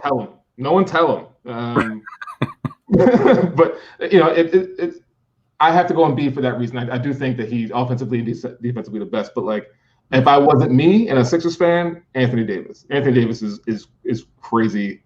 He's crazy. Like I think Jokic offensively, like probably better than both. But defensively, he's not as he's probably not that top 3 defender. Yeah. But Anthony Davis looks good, man. Anthony Davis might be my MVP this year if everything just works out, like, and they go back to like a good record and end up one of those top seeds. Like, he might be the best player in the world, which is weird to say. Okay, yeah. So who, if you had to like pick or put a bet down now, would it be AD for MVP this year? It might be Anthony Davis. Or based on odds, like if I'm really putting odds in, and depending on how, I guess how much they can keep up with the record being good, Trae Young might be a good bet. If Trae ends up with like 33 and 8, and they're like 6th in the East, like a 5 seed, maybe. I feel like I just think like with the way last season ended, if he plays enough games, I think LeBron James is going to get it. Again, like right or wrong, I just feel like it was decided last year. He's got 3 children. I don't know if you know that. Played 18 years, and I just feel like with the way it went, I don't know. I really hate saying like narrative, but it was narrative. Like Giannis should have won the MVP last year. It's for regular season. He should have won MVP. I still think LeBron James is the best player in the league. Yeah, and I think this is going to be like their lifetime, like one last go round for LeBron. But outside that, I wouldn't be surprised to like Luka. Like they dying to get Luka in that mix. So Luka has Luka. Yeah, a couple. Yeah. And I also know James Harden's probably going to put up like the same exact numbers as last year, and there's not a single thing he could do to finish in the top 10. He's just not going to get those votes. Narrative. I don't know what can we do to make that more objective? Because it's like you can't give it to the writers. You obviously can't give it to the players. They tried that. It's like you can't give it to the fans. No one should have. There should actually be no awards, as I think about it. Be trusted to vote on this properly. No. Like the announcers, like the analysts can't. They all vote for their own guy. We should take somebody from like a country that doesn't play basketball. Like take a bunch of like take 10 British people and just like introduce them to the game. Let them watch like a full year of basketball. Like who was the best player this year? And it's like I think it was a LeBron James guy. I think he Okay. Yeah, I would take the smartest, like the best scientists from like 10 different countries, none of which are really watch basketball. It's just like, okay, yeah, like watch this, look at these numbers. Like, what do you just tell us what you player A, it ain't even gonna have names on it, right? Because they'll know LeBron. Yeah. Oh, yeah, who is it? We got player G, like site, they were all LeBron James, dummy. We just but I really don't know because it's like you see that with the way Harden's being covered, with the way Kyrie's being covered, it's just one of those things like there's no way that they're gonna get these votes. And these votes are deciding like tens of millions of dollars. They're deciding accolades that get you into the Hall of Fame or not, which is less so in basketball because everybody gets in. But at a certain point, it's a cutoff, and it's like, yeah, no, I like that guy. All NBA, third team. He parties too much. 35 points. Yeah. So, yeah, what do you make about like just the way Kyrie's being covered in general? Like just him talking to the media, releasing statements. Look, I think I'm in a minority. I like Kyrie a lot, and I like weirdos. Like he's interesting. Like there are a lot of boring athletes out there, like with no interests outside of the game, who have nothing to say about any political issues, who have nothing to like. They don't feel anything outside of there, and like you know, it's your job, whatever. Right. One, I agree with you that like it's unfair, even as someone in the media. Like I've had a pass to get into these games before, and I've like covered games before. Like it's insane that like there are contracts written up with stipulations that these people control. I don't think it's, you know, we all got grudges too. Like, you know, like everyone has a grudge. Like that player didn't talk to me, so like F him. He's not going to get so that's unfair. But like for Kyrie, like I love Kyrie, man. I like, and I'm not saying that even as a tongue-in-cheek thing. Like I think Kyrie is an amazing player. I think he has the best handles in NBA history. I think he's the best under the basket finisher also in NBA history. Yes. So I was like, I was trying to find like a comp for Maxey. Where I'm like, all right, Maxey has like a lot of weird finishes around the rim. And he's like, they're going in. I'm like, he's on, you know, but like it's not even close in terms of like how good Kyrie is. Kyrie's amazing, man, and I find him interesting, even if he's like I don't think he sincerely thinks the world is flat. Like I think he's just sort of like playing games. Yeah, I think it was a troll that probably it got out of hand. It got out of hand, and so like. I don't know. I just wish there were. I wish the sports audience, I guess, generally in our country, wasn't as like sports radio mouth breathy, and we sort of appreciated like people with thoughts, even if those thoughts are weird or wrong. Even like Russ. Like people are going to listen to Russ like with the Bitcoin thing, but like I appreciate the fact that he has thoughts outside of like block man, cash check. Like, you know, guys have anything to say, but it's a thing now where I think like the Tatum Towns, these guys have been like they've been famous and trained for this so long. I feel like it's just kind of been like the personality's been beaten out of them. Yes. And I think it's why like Anthony Edwards is so much fun because Anthony Edwards will say whatever is on his mind at any given point. Like, I don't know if you saw yesterday, they were like, as soon as he got on the Zoom meeting, he was like, damn, I look good. Okay, I look good. I love that from a player. But everybody, too buttoned up, you know what to say, the right things. I get it. It's a lot of money on the line now, but yeah, but when you are willing, like Kevin Durant, he says what's on his mind. People don't like people don't like it.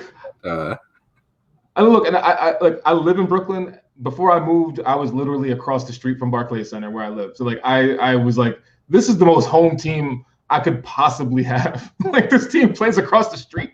Like, but you know, I have like my sickness from my childhood, and I had to carry that throughout my life. But like that team, I should love them. Like Kevin Durant will get in people's like Twitter mentions, some nobody, and just be like, man, keep me out of your mouth. Michael Jordan is Michael Jordan, like whatever. Like I love it. And the old tweets are still there, like the drink Scarlett Johansson's bathwater and like so thicker than a kindergarten pencil. Badu, yeah, that's a classic.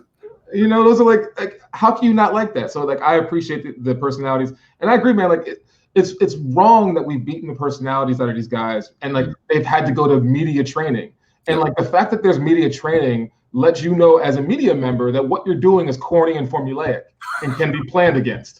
Right. You know what I'm saying? Like you should be more interesting yourself in terms of like what you're asking them, or like what you're trying to get out of the story. It shouldn't just be like, whose fault was it?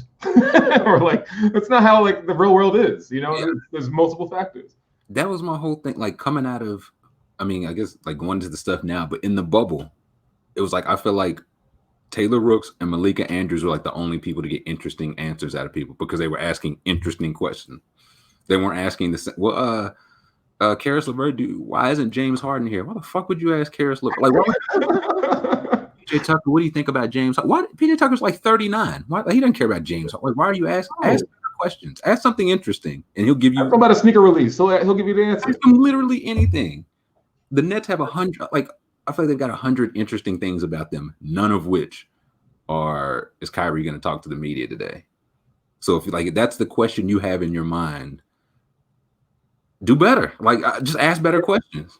Because they've got egos too. I think that's what it is too. Media members, especially the older ones, have egos. They expect to be handed certain things, and like it's been handed to them, so you can't fault them for being expected. But like at some point, all of this has to shuffle and shift, and like the expectations of what the audience wants out of this. Like if there was an actual competing network to ESPN that like hired all people that asked interesting stuff, who like approached the game from an entirely different thought process, like people would realize what they're missing. I don't think as a general media audience, we don't even appreciate what we're missing and what we could have. So we just like we accept answers like he plays hard, and we accept like questions like what was it like the most eye-opening experience I had in that regard. I think in 2016, maybe 2016 maybe. I went to Oracle for a finals game. Like they gave me a press pass. I was there for Complex. And I was in the press room, and this place it's a tiny, you know, everything looks bigger on TV. It's tiny and it's super packed. And like they have this like giant microphone like on a stick that they like give to people and they hand it off to you or whatever. And like I'm just seeing all these people who've been there, like old grizzled vets at the media game, and you see like Clay and Steph up there, and they're asking them like, all right, Steph, in the third quarter you guys were down by 7 points. What was your motivation in that moment for coming like? And I'm just sitting, like I'm leaning against the wall in the back, and I'm like, when I'm watching on TV, you don't think about it. I'm like, yeah, what was your motivation? Like I'm in the room, like, yeah, we can talk to Steph Curry right now, and like you're really gonna ask him what the fuck his motivation was in the third quarter to score buckets. Like that was trying to win the game. Like I sincerely, like I had to fight, number one, to keep my job and not like lose all respect from everyone in that room forever, to not ask him what he ate for breakfast. I really wanted to just ask him like, what'd you eat for breakfast? Like, are you a cereal guy? Are you someone like, do you like a big hearty breakfast? And I'm like, I would have went viral for that dumb question because like anything besides what you're asking him is more interesting. And it's like, I guess it's just everywhere, right? It's not even like I feel like it used to be like, hey, you know, the New York media, man, everybody's not built for the New York media. Man, they put like fuck Kevin Durant on the front of the Oklahoma City newspaper. They was like, or man, back in the 90s, Orlando, the Sentinel ran that poll, was like, would you pay Shaq Max money? And it was like 60% were like, no, Evans, no. You mean 25-year-old? You mean the guy who was voted a top 50 player already before his rookie deal was done? That he broke 3 backboards this year. That too rich for my blood. And I was like, okay, maybe it's not the regions, maybe it's just the media or the way the media is being, trained. I don't know. But and I will. The one thing I'll stick up for the media is that like, because we get blamed for a lot of stuff, especially nowadays in the country, that we get blamed for like the politics being bad, which I don't think is necessarily the media's fault completely. It's a fracturing of a lot of things in this country, but we don't like. It was different in the newspaper age, and I would be much more apt to point the finger at old newspaper writers because your money came from people who paid out of pocket for your product. Like I pay X money for this paper every week.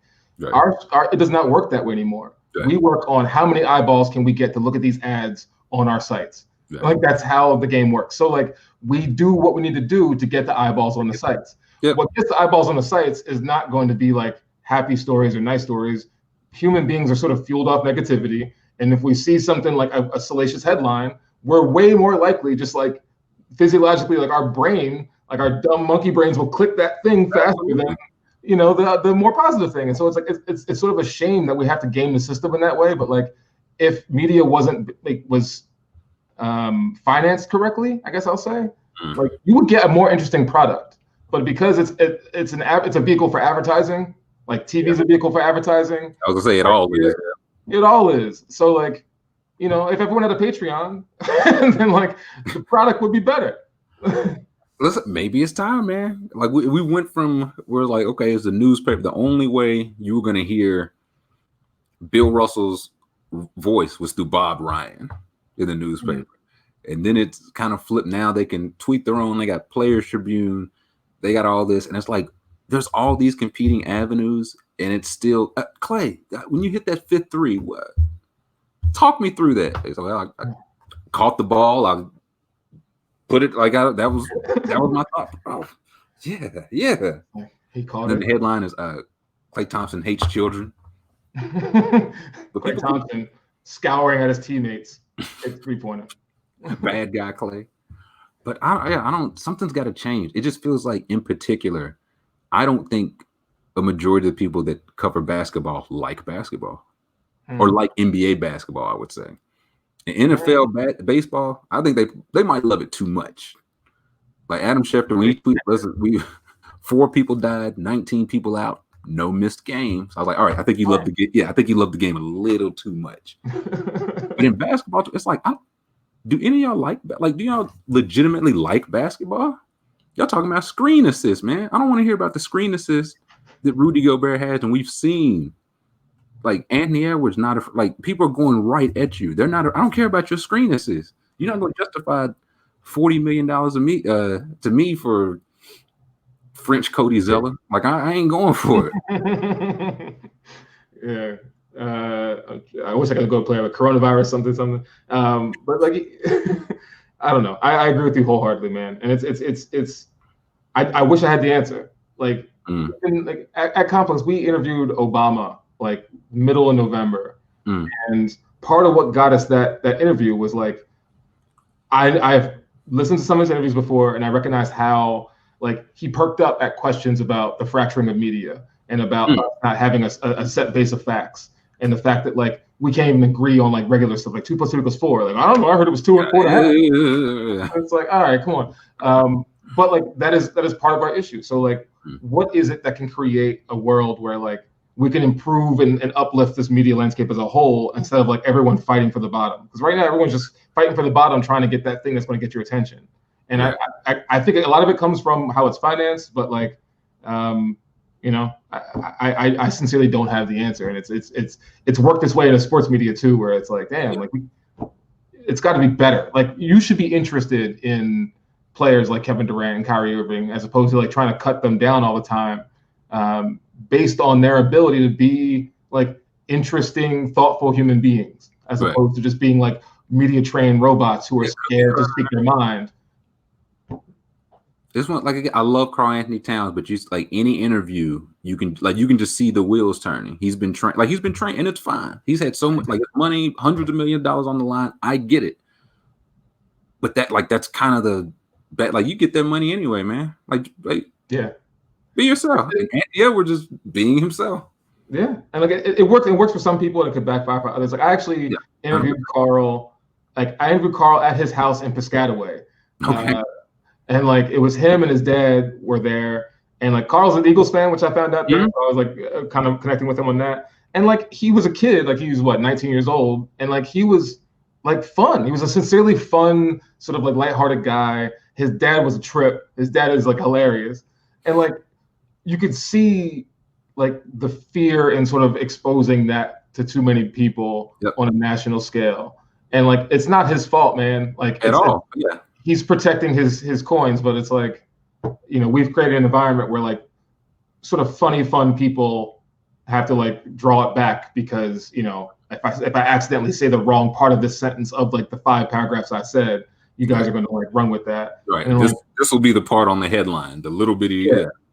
So I just wish there was like a 360 understanding of that. We're like, hey, understand as a media member why we have to do that. Because we got to make money. Because like otherwise, like some other guy's going to get that headline, and like our advertisers are going to leave, and we're out of jobs. Right. And on the one side, it's like we all shouldn't feel the need to attack these people over the littlest thing. Right. And it's the thing where it's like you see like how the people are coming out. I think it was David Aldridge. It was like, yeah, okay. Well, if Kyrie he didn't want to talk to these people who have no problem if they don't vote for him for All NBA, and it's like that's what you took from that. Like, I can't imagine why he doesn't want to talk to you, huh? Like, go figure. People calling James Harden fat, like say, I can't imagine why he just answers every question. I'm looking at the next game, on the schedule, preparing for the next game. So they're out to get you, man. I don't think it is an easy answer, but no.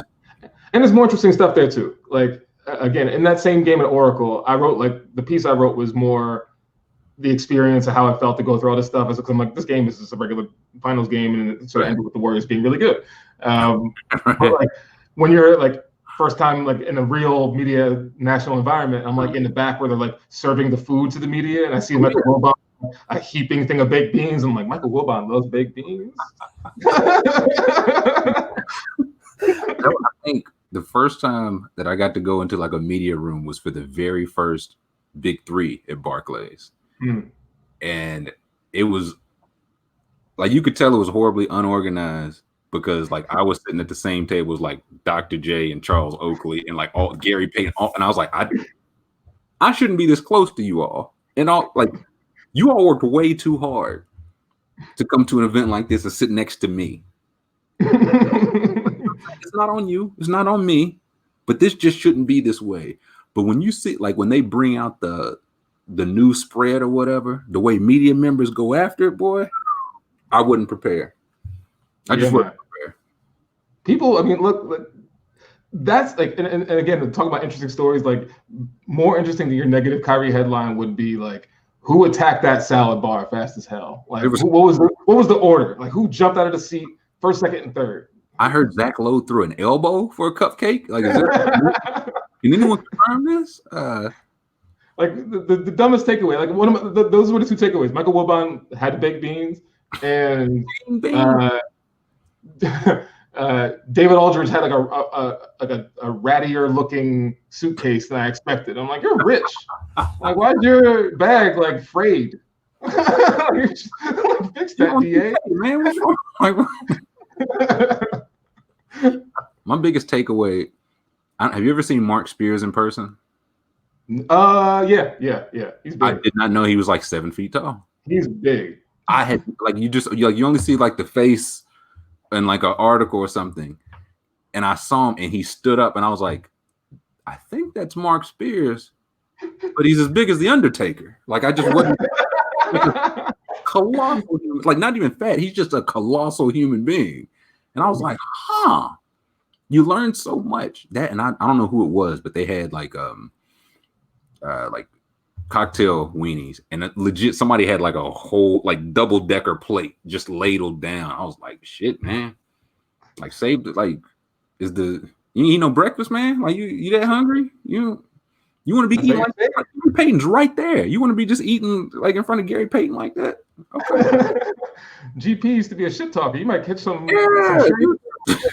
With your big ass, that's all y'all need to hear. And I'm shocked. And Gary Payton just Mark Spears was the leader of like the sports section of NABJ, which is the National Association of Black Journalists for people who don't know. And I was like in the room where he was like passing the torch to what's his name from Yahoo now, Chris. Yeah, he was like passing it to Chris Haynes, and like that was my first reaction. It was like I was in the back, and he just still like loomed over everybody. I was like, damn. He's legit not even getting like 6'10", 6'11". I was like, shit. How big's his cameraman to like look at him in the eye? His kid, Mark Eaton, is traveling cameraman. This Kane. Man, it's random, but NBA related. How do you feel about getting rid of the draft? Because I'm been trying to get people. I want the draft out of here. I've joked about it before that I'm super into it, into getting rid of it. I should say, like just because I think it. I don't know. I'm down for shaking it up. I'm down for shaking up these leagues. I've been watching this product for 30-some years, man. Like if you had and especially if it was a fun system. And I applaud the NBA for it being sort of open. I hope they do like Elam endings more often to the games, like the All-Star game. Like I applaud them for being forward thinking in a way that like baseball certainly isn't and football tends not to be. I'm for it, especially if it was like, look, you get $5 million pot for like all the players, and like the worst teams get a $50 million pot. You know what I'm saying? And so like, look, potential number one pick, you can take, you know, $1.2 million and be on the Lakers for the next 3 years, or you could have $40 million and play in Utah. Like, I think most players are going to choose Utah.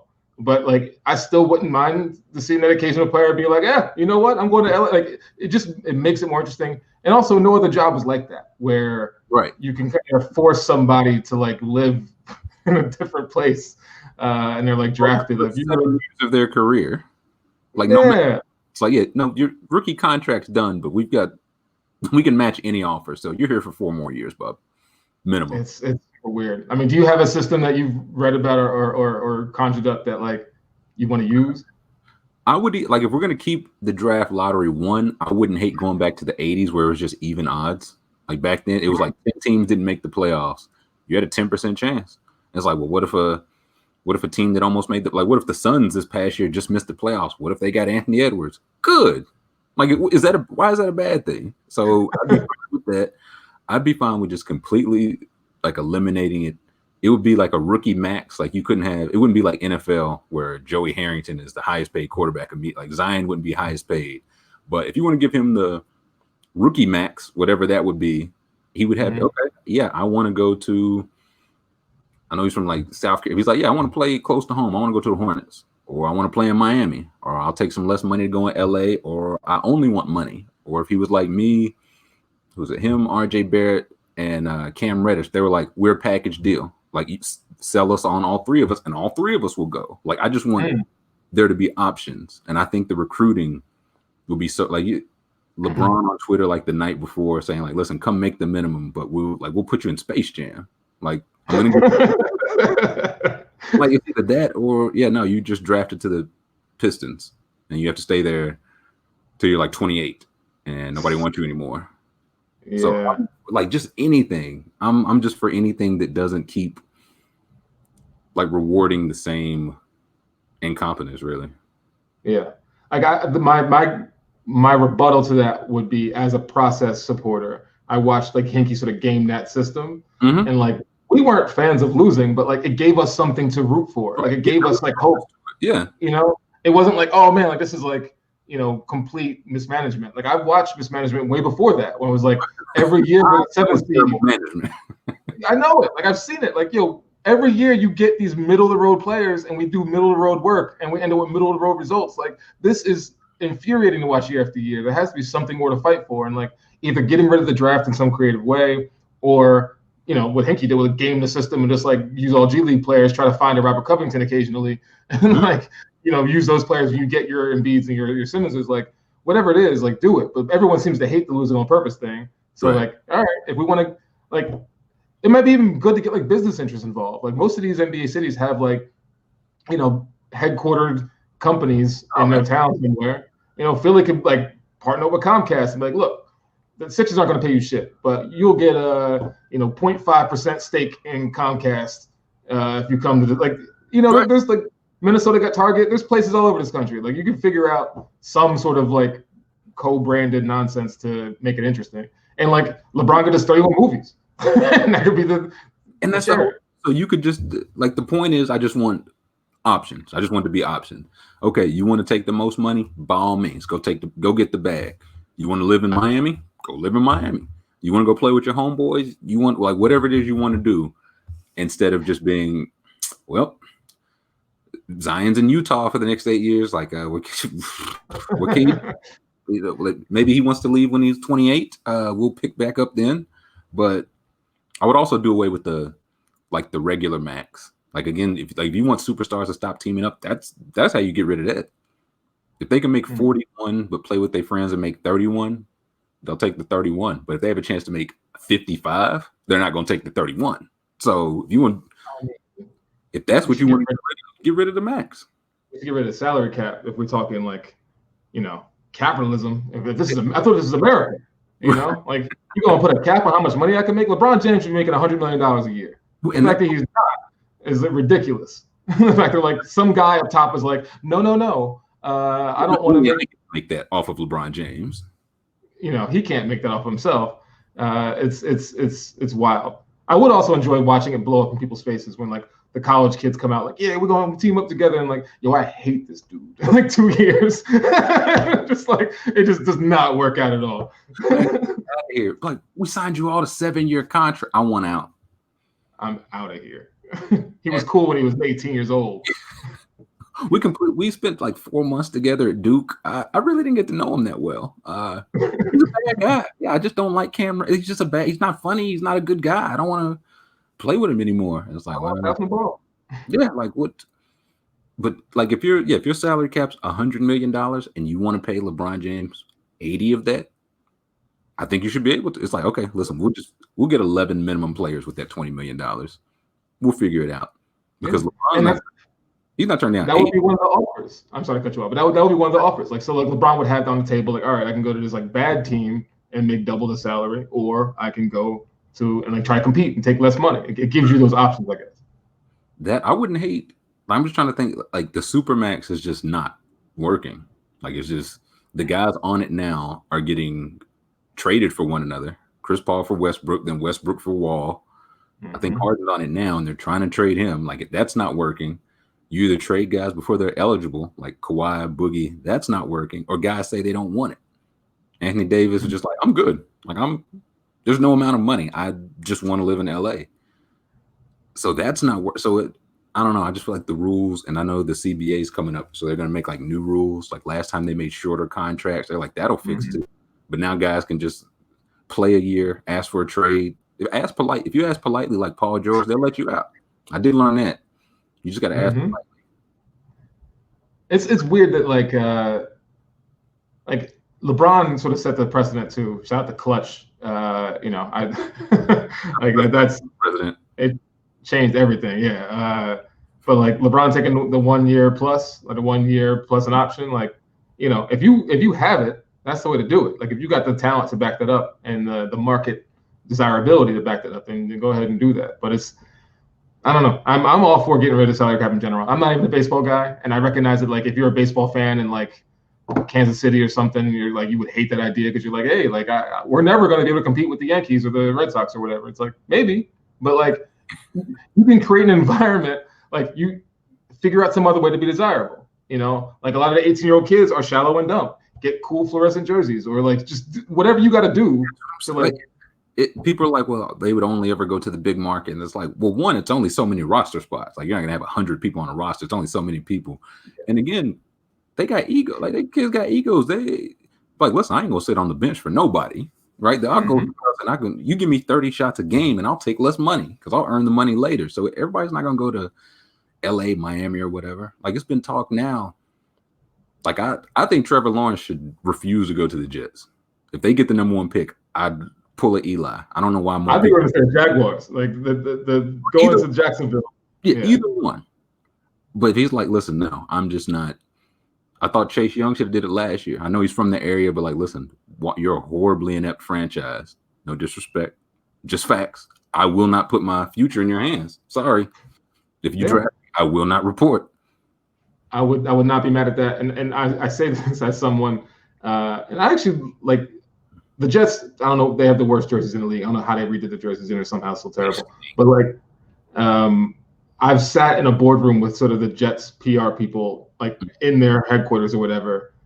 And I'll preface this by saying I don't think it's specifically the Jets. I think this is just NFL culture. It may be football culture. Yeah, it's not only. I remember. Yeah, I remember just being like loose and sort of like there's no joking. There's no. Like I was just like, hey, like I've been in NBA rooms like that where it's a little bit looser. It's not completely loose, but it's a little bit looser. The NFL was just like, this is a very serious operation. We're doing football. I'm like, this is a fucking game. Like this is a children's game. You guys like give people brain disease with. Like, what are we talking about here? Like you're not politicians. But like everything was so serious and sincere, and I was just like, or I should say insincerely like serious. And I was put off by that a little bit. And again, I'm not throwing the Jets under the bus because I think it's an entire NFL football thing. But it was just very, very strange to be so serious about this. Like, there's big money involved, but there's big money involved in like the paper towel industry. You guys aren't exclusive. That's even more reason to smile, man. Listen, it's all big. It's big money in this for all of us, right? We don't have to be buttoned up all the time. Like, I was like, hey, can we interview what was the D line, the like defensive tackle, big personality for the Jets, the young kid, Quinn Williams. Quinn Williams, like, you know, bless you, like, thank you, like he was funny, and I'm like, all right, this guy, like, at SNY, Jets were a partner of ours. I'm like, hey, we want to do stuff with him, and they were just like, no, like we can't talk to him. He's a rookie, and he may do what, like, bring attention to you guys, which would theoretically bring you more money. Like, it just seems so weird to be so buttoned up as a league like that. But I don't know. I mean, I think you can. It's a thing. It goes into like the media as well. I think you can afford to be that way when the writers are that way too. Like, again, when it's like, hey man, game on, no matter what. Or it's like, hey man, you know, this guy got knocked unconscious last week. He doesn't remember his kids' names, but he's back on the sideline. Isn't that a great story? Alex Smith, he lost his leg, man. You remember that? And now he's out there getting chased by Aaron Donald. Isn't that great? Oh.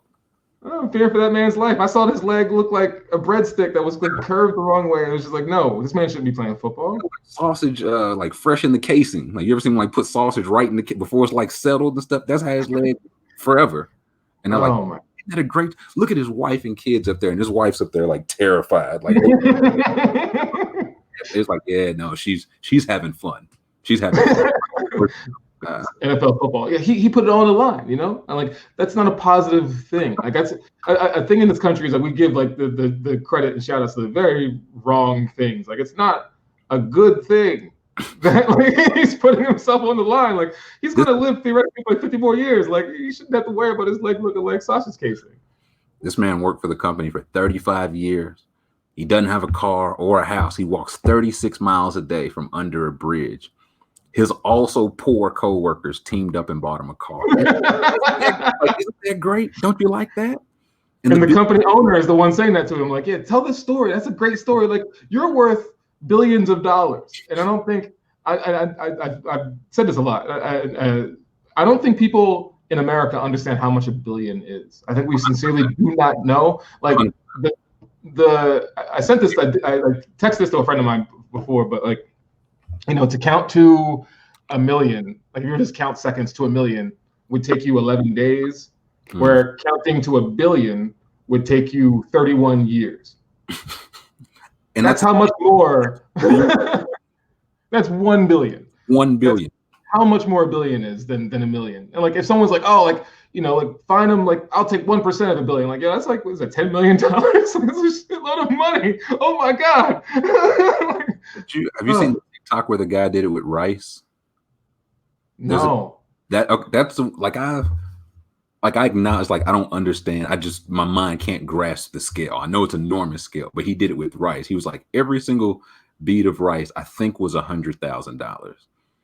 And so he was doing it like, okay, this is how much, I don't know, Sam Walton's worth, like the Walmart people, all that. And then he got to Jeff Bezos, and he was like, I had to go back to the store twice to get 2 more bags of, like, Jeff Bezos' mound was like,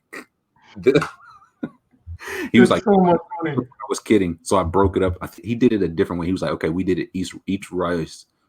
I think he did was $1 million that time. And Bezos was still like off the screen. He was like, that's the scale. That's what people don't understand, how much more. Yeah. So when you say like, okay, then he was doing like, this would be like Jeff Bezos' tax, like 2 pieces of rice. That's 2 more pieces of rice. And it's like, you still don't understand how much bigger it is, but I don't know. Let Twitter tell you just gotta go to sleep real early and go to lunch with Jay-Z, and you can be a billionaire. Yeah, just get that credit score right, and you'll be right there. They'll give you the $1 billion.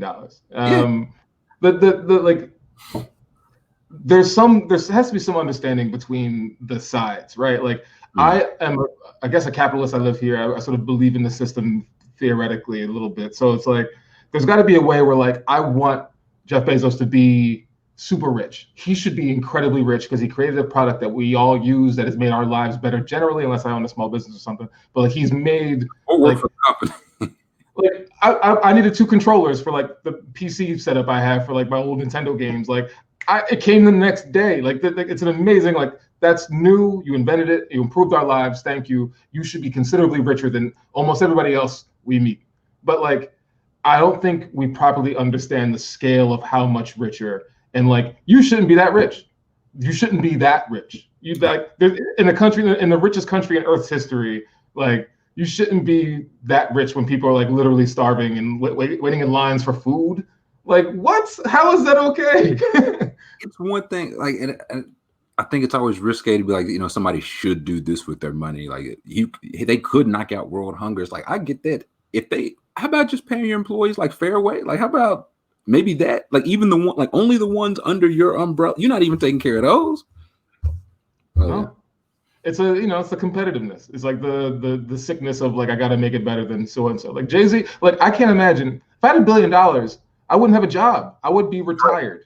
Retired would be my job. I would just be sailing. I'd be learning like all the starport. I'd be learning how to like do the boat stuff and like learning how to golf. Like I'd just be enjoying giving money to random people, trying to like, yeah, let's have, whatever, being like Harden out, having a good time.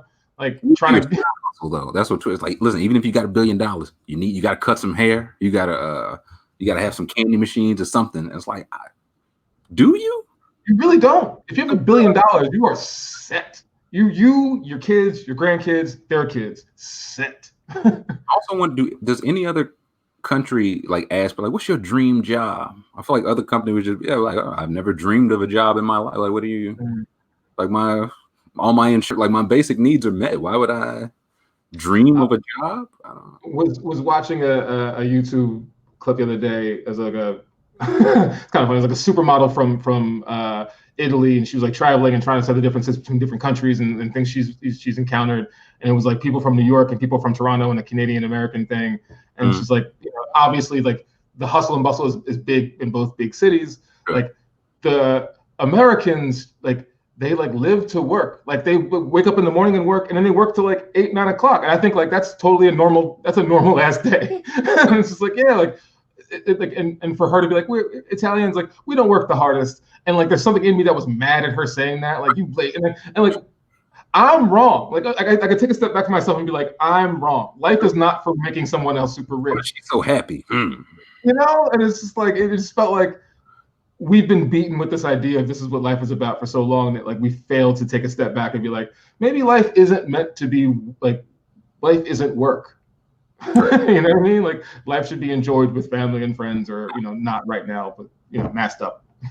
Even it was like, hey man, don't let it be you came out of this pandemic without a new hustle and a new skill. I was like, nigga, I'm just trying to make it out of the pandemic. I ain't got to learn how to play guitar or like fix computers or like hustle, a side hustle, and then a hustle for your side hustle's hustle. Or I hate Twitter and Instagram hustle, man, bro. I hate the like rise and grind Twitter. Like I really can't stand those folks, man. Like I get it, and like I get that you have like business intelligence that you probably could pass on to people who lack it, and like it can make lives of Black people in America better generally. I get it, it's appreciated, but like life ain't about that, man. It's not about. It can't be. I refuse to believe 100% of the time.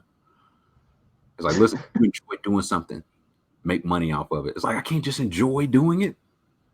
Listen, if you jogging with your dog, you need to have a GoPro on. You need to have a YouTube channel. Why are you not monetizing while you sleep? I'm sleep. What are you like? A friend of mine told me that back in high school. He was like, he enjoyed writing, and I'm like, why aren't you going to school for writing? And she's like, I don't want to make the thing I like doing into a job. And like I remember being like so mad at him at the time.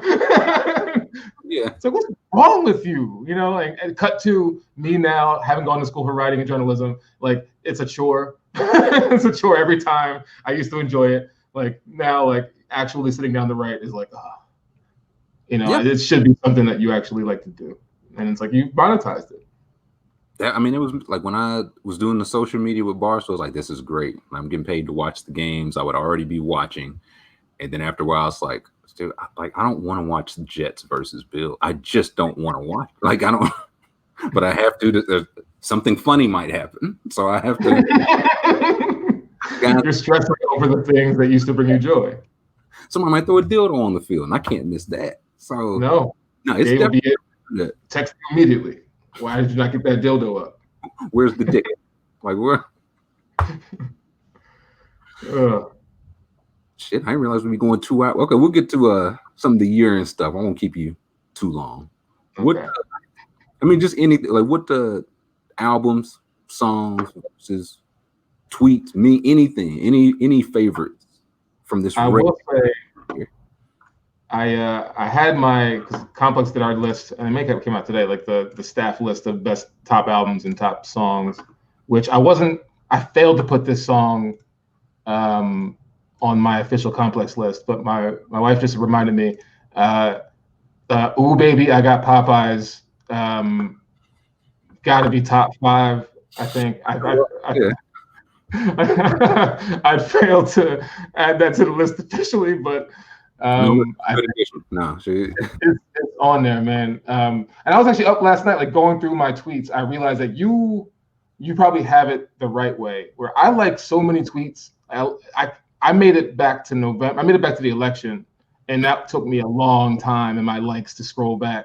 And I was just like, this is it. I'm not doing this anymore. So I only know the best tweets I know from like November, but like I'm also realizing the on ramp to getting a like from me is far too easy, and I need to change that in 2021, where I can't just like everything that somebody follows me says, or someone I follow says. So that's been tough, but it's enabling. It is enabling. That's a good way to put it. I got Alfredo as my #1 album, the Freddie Gibbs Alchemist joint. I think that's the best album, I guess. But I also feel like I'm weird in the sense that like I got Larry June Keep Going as my #2, or like I just he don't be saying nothing, but I love it. Like I give my plants alkaline water now. I haven't listened, but I hear good things. It's just the most like casual player stuff possible. Like it's very like much like Currency, where it's just like if Currency like will over rap about weed and stuff, like Larry June is just rapping about like eating organic foods and drinking juices and like player shit, cars. It's super, and like the beats are good. It's like Harry Fraud beats, like just very cooled out stuff. And then like the East Coast rapidy rapster in me was very much into like the whole Griselda uprising, I guess. So like West Side Gun, Conway the Machine, like all that, like like I feel like it was like the plants for like people like me, like they were just like made out of the ground for like, all right, we gotta get these 90s rap fans back. These dudes are like 30-something years old, they paying for these things. 100%. Because people were telling me, they was like, hey man, like y'all, you need to listen to Griselda. It's like they out of New York. I was like, I'm good.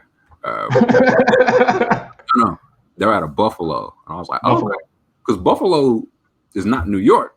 People don't know, but Buffalo. I listened. I was like, no, this is exactly the type of like old drug bars and flex and shit. This is exactly right up my alley. Like I just like Burden of Proof was on there. I think my verse of the year might be Conway on Warpaint. Oh, Warpaint. Okay. One like where's Beyonce met Beyonce. That whole that whole ensemble. I was like, amazing. Like, the Griselda, the freestyle when they went on what's my man overseas, Charlie Sloth. Like, yeah, they just be talking that shit, man. And it's a style of shit talk it's been gone far too long. Because again, like I hear, like, yeah, he's from New York. No thanks. Buffalo. I'm listening. I know you're not a New York rap fan, so I respect you for going. Like, I had family in Buffalo, and like my parents were cruel, and so like after Christmas they'd like oh, let's go visit your uncle in Buffalo. Like, there's 2 feet of snow on the ground. This place is terrible. But you're a Bills fan, man. Count your blessings. Yeah, that's true. I mean, they're good now, but like that was a long, hard road. Long. 30 years of woe. A lot of people around the country probably don't know how close Buffalo is to Toronto too. Like driving, like close, right? Yeah, it's like 45 minutes. Like it's like crazy close. Like if you're from Buffalo, you've been in Canada a lot. Like this is a weird. So why the Raptors why are they playing in Tampa and not Buffalo seems like a good basketball. Although Buffalo's got a great basketball history. They probably voted, and they were just like, if we're gonna leave the city, we're going down south. There's gonna be some sunshine. I don't want no Siakam in my territory. I got Freddie Gibbs' 1985 was my number one song. And maybe my top verse, up there on my top verses. Like the whole like Cocaine Circus thing seems pretty obvious. Like I was into that. But that sample leading into like the guitar solo sort of beat, like I listened to that song so much. Spotify like told me to stop. It was like, stop listening to this damn song. And like a whole lot of choppers. I listened to a lot of, that was my. That's a great song. I've never heard a multitude of guns rapped about in such a fun way. It was delightful. Ellie rapping about drive-by. But like that, the beat is just a wholly enjoyable experience. Songs like Jay Electronica, Ghost of Soldier Slim. I'm a Jay-Z fan, East Coast, blah blah blah. But verse of the year might go to Tierra Whack on TD. She was on the and that's a Philly thing, but like the Lil Yachty, ASAP, Tyler, they were all good on that track. But like she's great, like really super underrated. Super underrated, and not one note. Like she could just be like rapping if she wanted to, but she's very much like fun. Has like more melodic music too. I want her to blow up tremendously. Like I just want her to be super famous, if that's what she wants, I guess. I heard from like someone was like she did like a 15-minute tape, and I like short tapes, but they were like, no, it's like 15 tracks, like each song. 1 minute songs. Yeah. I was like, I'll listen to it, but it works. Like everything it worked, and not everybody could do it. Like I think it sounds easier than it is. Like 1 minute song, but when you make 15 1 minute and they all flow into each other, but they're all different. No, she's a great thing. Yeah, she's great. Like the hard part with even doing that, like look, you want people to come back for more, and like that tape was perfect for that. Whereas like I ran it back like 3 times because it's just so damn short. No, there's a couple things on here, man. Like I like Currency, the Outrunners thing with Harry Fraud, Conway the Machine. What else? I like Mac Miller's album was fine. I'm an Action Bronson fan / apologist, I guess, where like he can come up with like trash, and I just like love the attitude and looseness of it, and I'll probably listen to it a few times. Like, see, I haven't listened to him. I was like, he getting in shape. I don't know how I feel about that. We'll see. That next record might be bad, you know. Just like I didn't listen to nothing. I was like, look, I feel betrayed. Chips and all them, man. I just feel so betrayed. What else is on here? The Jack Harlow thing, I actually like. He had like some hits, man. I would be remiss if I pretended that like What's Poppin' wasn't a good song. It's one of those. Nobody sounds bad on that beat. It's, you know. Nobody sounds bad, and so credit to him like for getting it. I haven't listened to the album. He was like at the UK Louisville game. They said he was sliding up and down the rails. He's a Louisville. It just rubbed me the wrong way. It just rubbed me the wrong way. He's got a Kentucky chain, I think, though. It gives something, but you know, wrong part, I guess. I'm not out on him. I'll say I haven't listened yet, but it's not like I'll never listen to. I don't think he's like super special, but the album, and someone made a joke, and I think in our Slack, but it's reminiscent of like 90s rap albums in a sense where like it's disjointed. So it's like I hear my like club tracks. I got some things for the ladies. Right. It's just like this doesn't make any sense. Yeah. But like I enjoyed it. I guess I like the Pop Smoke. I'm living in Brooklyn and I've been in New York for a while, and like I haven't experienced it in a club. Like I haven't heard this stuff in like a bar atmosphere to really appreciate it that much. I like the album, but like I can't like listen to it all the way through. It just feels like it's too much. It's just too much for me at one time. Like I remember because I'd heard of him but hadn't listened. People were like, "Oh, he's about to drop the debut," and I was like, "Okay, cool, I'll listen to that." And then he got killed, and I was like, I always feel weird like getting into music like after people. I don't know. It's just I don't know if it's a personal hang up. It just feels, I don't know, feel dishonest. That's interesting. There's a funny thing though, because I think to his credit, and at Complex we did the piece of like the Brooklyn drill scene, and we were like some of the first ones to actually do a long feature on it, and sort of gave us the in with him, because we did a cover with him. But like that Brooklyn drill scene went worldwide real fast. Yeah, and like people were passing like Ghana drill, Italian drill, Israeli drill, Korean drill, and like they all work. Like it's the beats. I mean, it is what it is. Like I don't know what he's saying, but it's just like it's hard as hell, and let's go punch some people. I don't know. Is there anything else here like really of note in terms of like verses? I felt like everything Black Thought has done. Like again, it's very rapish, but like Black Thought on like Thought versus Everybody and a couple other things, just like lyricism is fantastic. I can't listen to it for enjoyment all the time, but it's like blow you away. Lyricism. Yeah, like I can do rapidy rap, but you you got to be spitting, dog. Like I don't want no B- rapidy rap. Yeah. I want cannabis now, but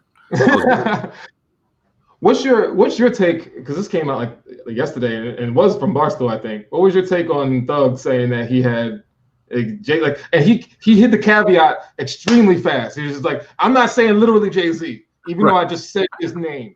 He didn't have 30 songs. Jay didn't have 30 songs like he has that the whole stadium can sing or rap. Well, I mean, I think I see where he's getting at. Jay-Z was just a horrible example to use for that. Not the best example to use for that. But from the argument I saw, like I do think there is some truth to like. I like Jay-Z is the best rapper I've ever heard, but there are a limited number of songs that I would want to hear of his in like a club setting.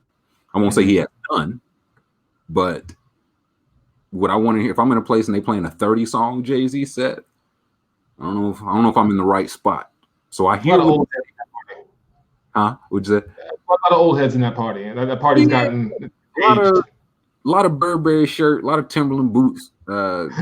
Maybe not my scene. So but I mean, Thug also has he said something similar about like Andre 3000. So I think Thug is just like, so Thug's just kind of like he's going at it right now. If you're older than me, I don't like you. I respect that too, though. Like, but you're like you're super big on Thug. Like I love Thug. Like and I'm born in Philly, lived in Jersey as a child, and like live in New York now. So very like East Coast driven. But can very obviously and honestly admit that like Atlanta has run rap for decades now. Like Atlanta is sort of the rap epicenter in most ways, and so like I every tape he comes out with I enjoy. Like so much fun. Like everything. Like it's just like all right, well I'm listening to this front and back. Like Future, I was catching hell for saying that like Drake and Future would watch Jay-Z in a versus. Like I believe that. Like I think it would. Like listen, I've long said that. I've like once they started doing the verses, I was like, for this particular format, 20 songs. I was like, nobody really wants it with Snoop Dogg. Like if Snoop Dogg really wants to get into it, he got 20 for anybody. And I got a whole bunch of quotes. People saying like, except for Jay-Z, Drake, and Kanye were the main 3 exceptions I got. And I was like, listen, I get it. Snoop Dogg has 20 for anybody. Grandma will be rapping Gin and Juice. That's what I'm like. He got the features, the old stuff, the new stuff, sing-songy stuff, rappy stuff, like all that. And he got 20 for that particular format. Jay don't want to go into a Jeezy versus Gucci situation. Like nobody versus Nas for an hour or 2 hours, just 20 songs and fake shit talking between. Yeah. I mean, like Snoop's also fun. So Snoop would be like doing the Snoop dance, like just, he would be hamming it up, and Jay-Z just be sitting there trying to like, okay, trying to like calm everybody. This reminds me of the time I bought a $4 million painting. Y'all can relate to this, right? This is relatable. Very relatable content. This is what people understand, right? So no, I get it. He's the best I've heard, but he's versus format, nah. And I like the 30-song stadium because I've seen Jay-Z in concert twice. One was with Beyonce, and that was great. But I also saw him by himself, and it was the worst concert I've been to. It just wasn't good. I was at the Barclays opening. I was at the first show in Barclays history, and I like months before saw him close with Kanye and a bunch of other people at Rock or whatever at Made in America. The Made in America show may have been one of the best shows I ever went to. Like him bringing like 2 Chainz just hopped on stage, Beyonce's in the back. Like, it was just an amazing show. So I'm expecting, I had high expectations for this like Jay-Z solo gig at Barclays, and it was just like Big Daddy Kane was the only feature that came out, and I was just like, I paid how much for these seats? Like, I saw him when he came here, and it was one of those like no opening act. The show starts at whatever, but he wants everybody to be in their seat. He wants everybody to be sitting there. And the only like he had Timberland was DJing, warming up, and in between sets. But like he had like 4 different sets. He would go and change clothes. I'm like you're not doing dance. Like, you know what I'm saying? Like, you need, what do you need? He changed clothes 4 different times. And Tim was cutting it up. Like, he was killing it in the transitions, but it's like, again, you rapped songs, didn't dance. You didn't even rap the whole song. Like, the audio was terrible. He's not a stage presence guy. Like, it's fine. Everybody's not that. So, but by himself, no. But him with other people, I've only heard good things. And him and Beyonce were together. I still haven't seen that show. He was good. I think I saw a show with him with the Roots backing him up, and that always helps. Like, all right, live band, Questo sort of like in the whole thing. Like, all right, this works. Yeah. But like, just hit the beat, and it's like, y'all remember this? Izzo, OVA. Yeah, I remember that. Yes, Jay, we remember. We are good. What else we have here? I wrote something sarcastically. My favorite attempts at starting riots and blaming it on liberals this year. I had like links, like the cop car burning with a bunch of skateboarders in LA, which I thought was pretty good. The brick delivery people, I thought did an excellent job in 2020. Fake spray paint. Yeah. You know, it's like like F everybody except for coloreds and some whites with spray painting on a building. Like, a whole pallet of bricks with Black's Rule on it. How did these get here? Interesting. There's no construction around here. There's a lot. Like, the AutoZone umbrella guy made my list. I thought when he was like smashing out the windows and it's like, who are you? Are you a cop? It's like, what does it matter? What, dog? That's not the answer. Man, you got on cop boots. Hey, what are you looking at? Like, oh my gosh! Like, looking back at this year, that's probably like. And I was in the protest. I went across the bridge, like my first time out of the house in forever. But like, probably my biggest memory is just like how we like everything's sort of normal now, even like with the COVID situation. Is like right here is where like an NYPD car was up in flames, like, and then people just eating brunch there now. Like, it's like oh yeah, we good. Like, avocado toast. A man was killed there. Yeah. You know, that night. That's memorable for this year. It's just like how much like the like women spray painting Starbucks with like "down with white supremacy" written like in its full, and then like they start talking to her and she has like an accent. Like, you don't even know what Black Lives Matter is. Who are you? What supremacy? Yeah. My general confusion over that entire like early riot situation is like a top 10 list for me. It's very interesting to me. But I hope one day there's a documentary that can fully like actually look at what happened, because I don't think it's a lot of groups involved. It's so interesting. It's one of those things that feels like so long. Like which year? I can't believe that happened in 2020. Like, I can't believe that was only 2020. Like, mine is like the Keke Palmer. Like, I hate to sound ridiculous. I don't know. That was September, dog. What? I look. If I'm not mistaken, it was September 11th. That's why they showed her Dick Cheney. If I'm not mistaken, it was a Vanity Fair thing. I want to make sure. I want to like triple verify, because it feels like to this man.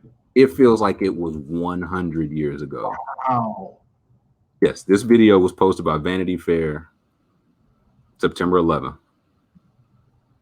How? What? Yeah, no, this year has been the longest year in Earth history. Oh my goodness. I felt like that was legit like 2016. Yeah, man. I can't pin down one. I mean, a lot of it is probably like in my old apartment having like helicopters buzzing above our apartment like all night. It was just like, that felt like 3 years ago. Like, you remember that? You remember when we were like everyone was really up in arms? The good old days. Yeah. There's a lot of that, but like it's like the CNN dude getting arrested on TV. Like, that felt like 3 years ago too. They put him in cuffs on camera. He was like, oh God. Yeah, behind your back, buddy. Yeah, up against the wall. And they came out with a tweet like an hour later, like, no, we told him to move and he wouldn't move. So we're like, yeah, well, we all heard him and saw him on television. He said, I'll move as soon as you can. The rules is what I hear. But all this stuff, looking back, yeah, I don't know. I think you may have hit it. That Keke Palmer thing is wild to me that happened. Even that it happened in 2020, like regardless, even if it was like put out in like June, that feels like years ago.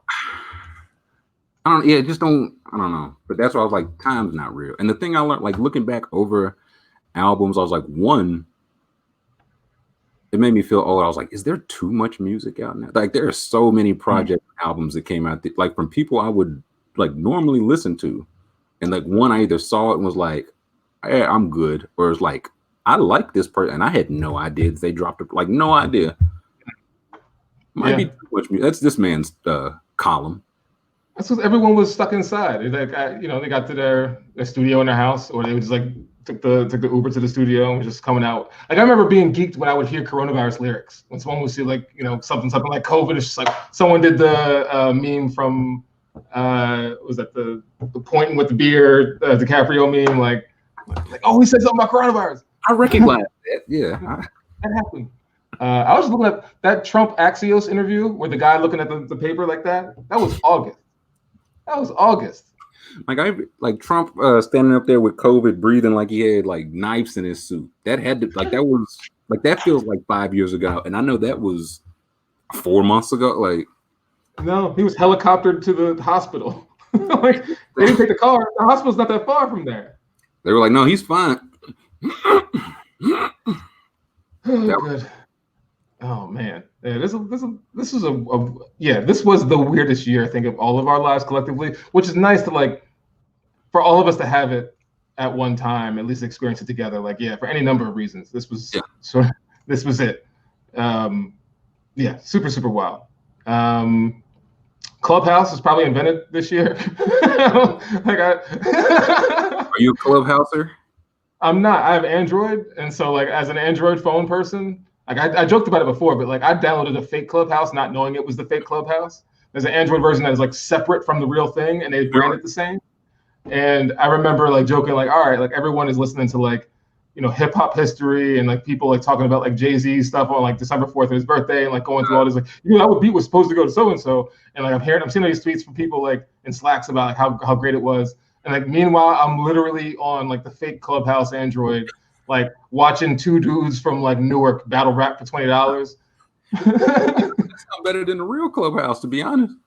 It's a little realer than the real Clubhouse. If in that essence, like, but I also deleted it because I think it's just stealing my information, man. Like 1,000. This Clubhouse isn't from Maurice's. Yeah, what? My SIM card. But yeah, I've never because I have a fake. Are you a Clubhouse guy? I was on it I finally deleted the app, man. I was like, this just ain't for me. Like every time I would get on, it would I feel like it was just more like diaspora wars. It was more like men versus women. It's like I can stay on Twitter for that. I don't need to. Gotta hear your voice for that. Yeah, I don't need to be in a room for that. It was like a bunch of people like talking over each other. It's like people are huddled around to hear what Meek Mill is saying. I said that's not the place for me. I said I will never be huddled around to hear anything Meek Mill said. With all due respect. But yeah, I don't want to hear you on Clubhouse, but I like the music. I from what I heard too, at least in my industry, that it's a lot of thirsty people professionally. So it's like you'll get the like rapper getting torn down or going at somebody. You'll get the just random like racial back and forth. But like also seems like, so and so from this outlet is going to be talking about how they made it, and everyone's just like, yeah, I respect you so much, bro. There's like everyone doing that meme of like, I hope it works out for you. No, I hope you have a good like you, my brother. Yeah.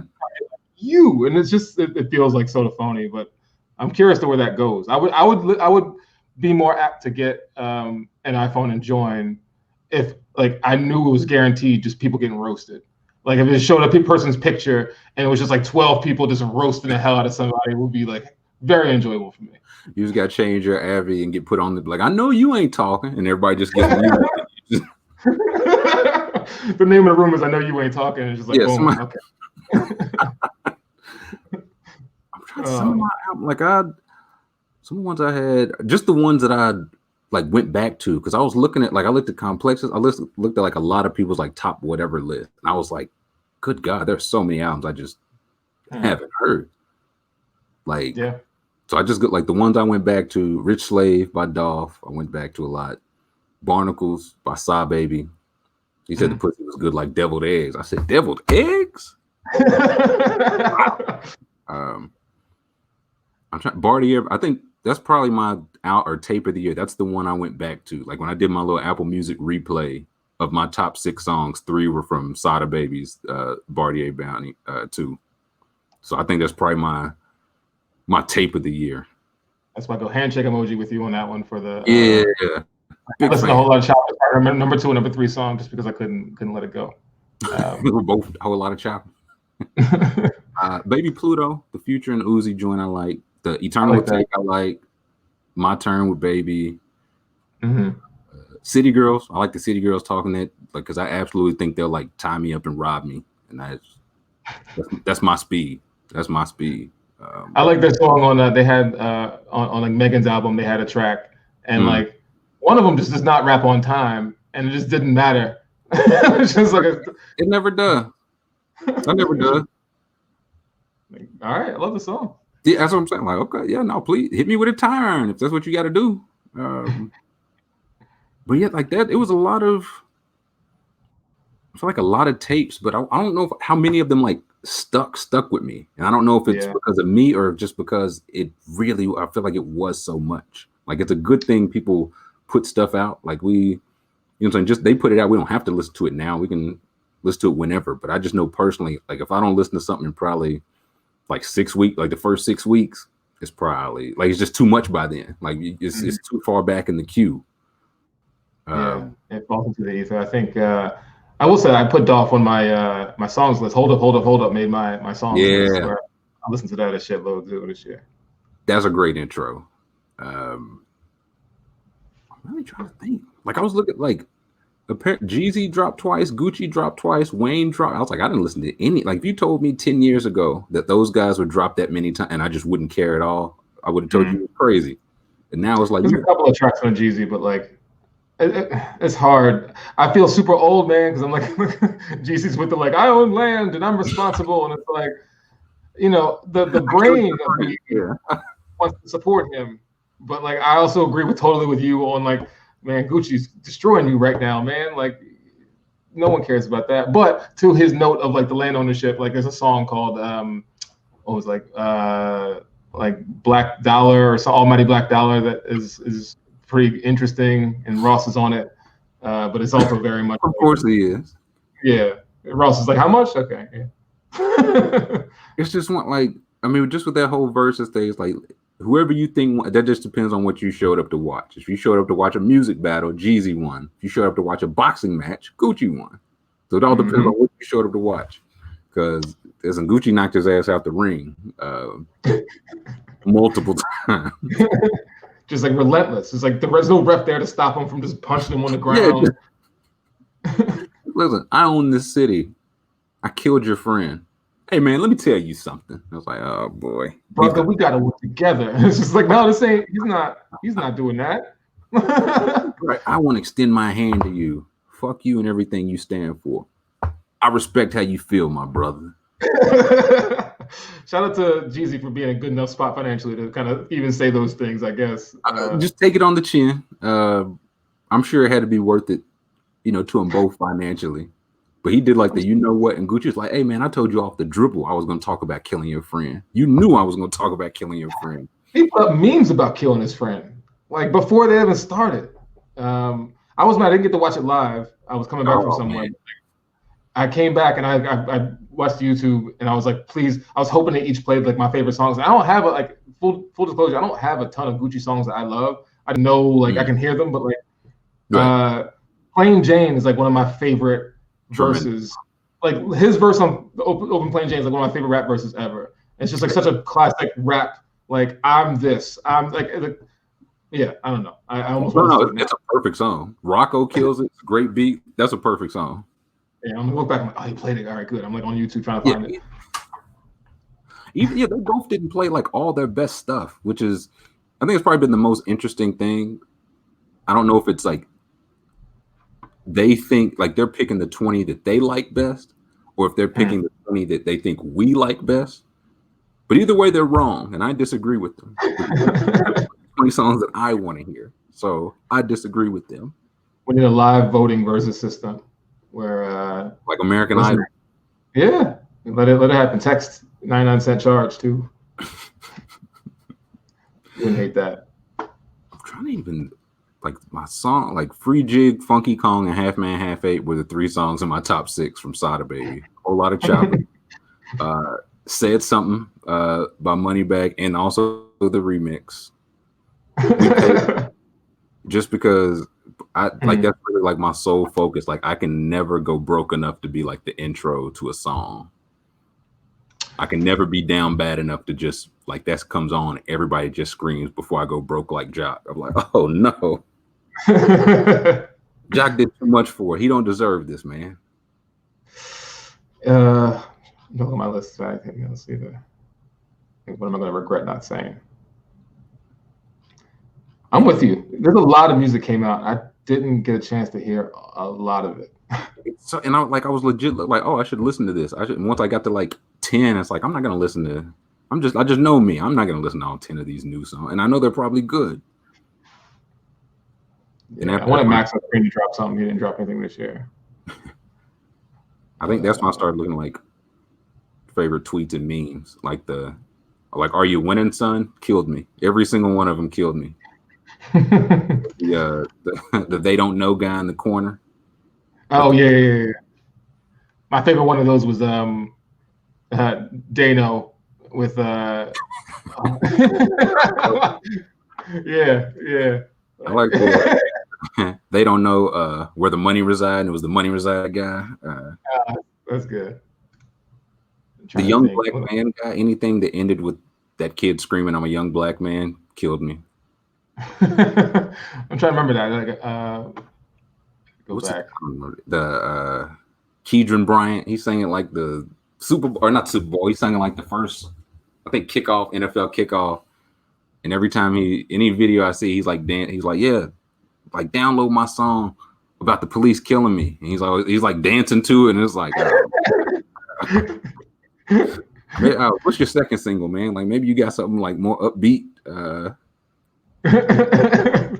Something besides that. Yeah.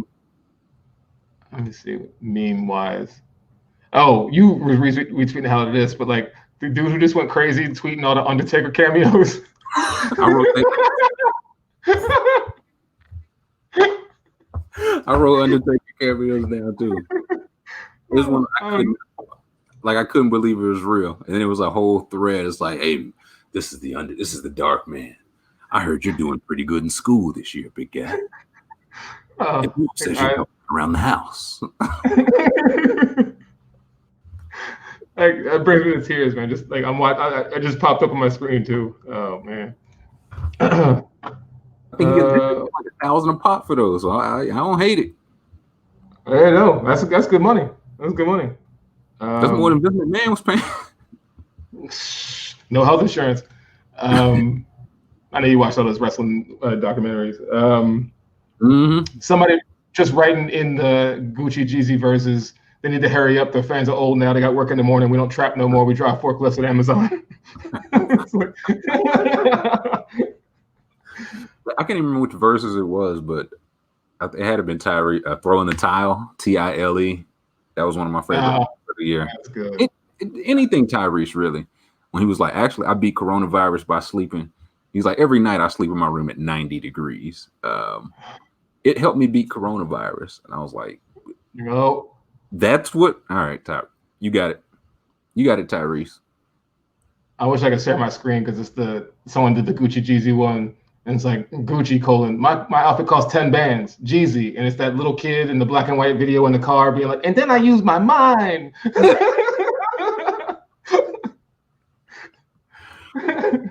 That poor, he's probably like a 20-something-year-old kid right now, just snitching on somebody. Just getting roasted. I'm trying one of my from June from at Mammoth Factory, and it was like right in the middle of the civil unrest. It was like May, burn down a police station, abolish the police. June, we have listened to your concerns, and the Hamburglar is black now. We're getting rid of Uncle Ben. Right. We hear you. We see you. Grimace is now Mexican. This isn't really a meme, but it's just the picture of Rudy Giuliani's shoes. It's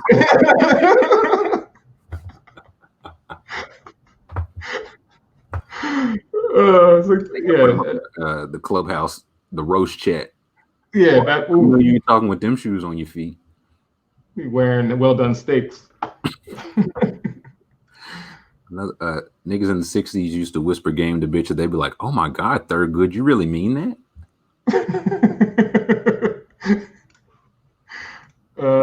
I'll give credit. I don't know if you've seen a video. This isn't really a meme. It's a dude who gave himself a lineup with a Ferragamo belt.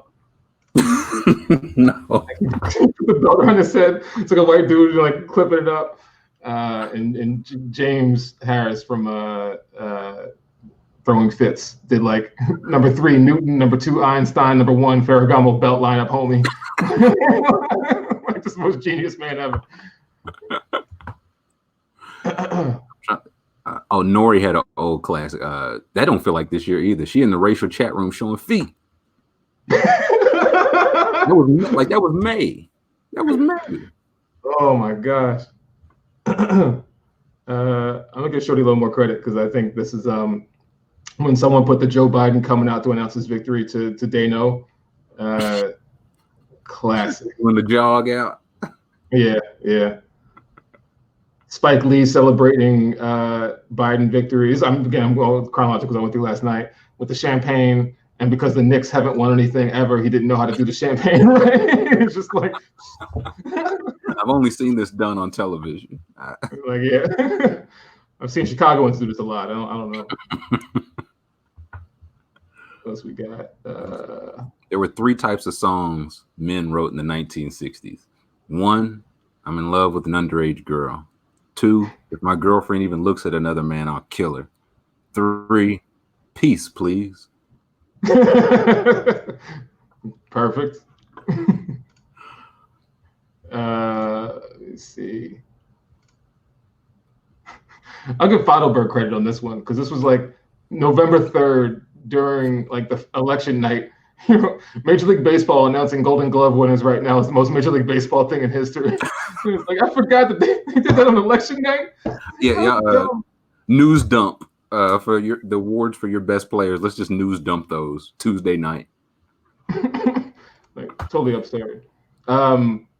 Rick and Morty, a picture of Morty, and this is like Bam showed his barber this pic every 2 weeks. Because I thought it was like, okay, it's just the bubble barber. Then he came out this season with the same cut. I said, no. Gotta get some help. The COVID vaccine getting rolled out to the NBA and ESPN music. That was on my list. God. Oh yeah. If a nigga answer the phone, yes, ma'am, you get on his nerves. That's just a truth that's control. just too close to home. I can't. I mean, this just happened, but not really a meme either. But dude getting hit with the twisted T. Oh yeah.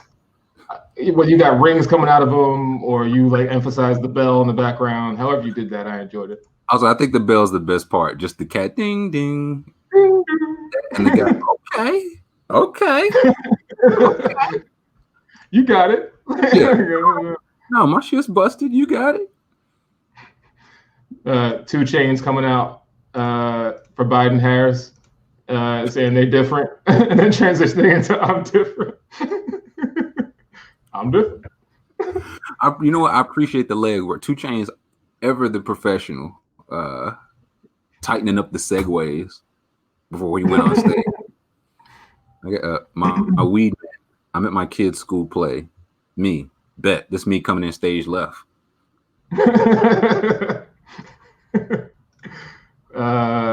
This clip isn't from this year, but someone early December did like, what's the funniest NBA possession? And all the clips from like different NBA clips, and the one of Tim Hardaway Jr. calling the ref safe instead of playing defense. Where the ref busts his ass, he just looks at the ref and goes like this. Like, you're not gonna go. His man shoot a three. I wish that three would have went in, bro. That would have been that's just the icing we needed. You are someone's most hated Twitter account. I took note of that one because I'm like, I know I am. Yeah. I know people follow me for different reasons, getting like third quarter Sixers updates they did not pay for. I'm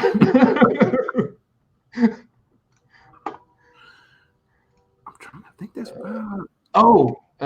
You were on this one. Steph Curry tweeting, "Be okay, Nate. Come on, man." I'll chime in with, "Come on, Craig." I thought Nate Robinson flipped his car off an embankment. This is the way Steph Curry was tweeting. Like, come on, man, just make it through the night, Nate. We're praying for you. And my last one, because I believe this one, and I'm a little irritated with 2020. I couldn't get a video game system out of it, but not bothering to get a PlayStation 5 until I can walk into a store and say, "Can I get a PlayStation 5 with no hassle the way God intended when he invented capitalism?" I want an Xbox. I refuse to pay markup for an Xbox like it's a pair of Dior Jordans. It's ridiculous. I'm not doing that. I got like the note. It was like, "Hey, StockX, hey, we got places that you want to pay 3 times the price. We got them." I'm like, step right up. Like it's insane. They let people do that. I'm not paying the 5. No. When I get high as shit, I start talking like a vampire. I texted my bitch, "Come to me before day fall."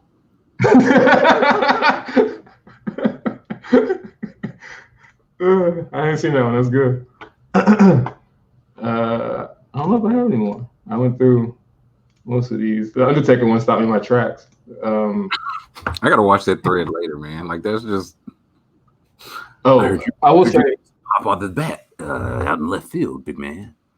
That legit. Like if I watch them, I will cry laughing. It's just like shout out to him for being in character. He doesn't break character. He's not laughing. Like the ultimate kayfabe. Yeah, exactly. Staying there. Wrestling is real. I know I can't be the only one kind of saving these, but I don't know how to pronounce his name, but like Zeke Naji, when the white mom and the dachiki started going bananas, like I got like 5 pictures of that, just waiting for an opportunity for something to happen where I could use it. Hosted, yeah. It's like definitely hosted. I think that's all the best tweets I had. From like all the other best ones were like they were funny, but they were also sad because they were like pandemic related. And I was like, I don't want to put those on my list. Like they were funny, but I don't know. Yeah. Similarly. Similarly. I even give a politician credit because using I'll skip that one actually because I can't even describe it. This is all okay. It's like not a thing you could just talk about for 5 minutes to try to get the joke off. It's stupid. And what'd you say? I was gonna say if that was the last one I got 3 we do like a close personal friend initiations, 3 questions everybody that comes on the show got to answer. How about it? Number 1, greatest personal sports moment. It can be like when you watched, it can be you hitting the game winning home run in Little League, whatever, but greatest personal sports moment. I'm lucky I have this one ready at all times because it's one of the greatest moments of my life personally. I was in 5th grade, I think, playing local Gloucester Township Boys Basketball League in South Jersey. And it was like in a little elementary school gym. So like the stands are kind of close. And I'm tallest kid in the team. So I'm playing center. And I'm a good shot blocker. Like I have good timing, I guess, and long arms. So this kid goes up for the shot. I block his shit. And it goes into the crowd and hits his mom like in the neck face area. Like I got the whole family. Like Yeah, that was that's pretty good. I never forgot that, man. I hit your mom with like I blocked your shot and hit your mom with the ball. Like, oof. It's also one of like they'll never forget it either. I'm Like sure the mom it's doesn't one. forget it. She's probably mad as hell at him. Like, Yeah, no, she got the Spalding on her neck like to this day. she told him, she's like, I taught you how to pump fake. So Yeah, don't bite. Wait for the up and under.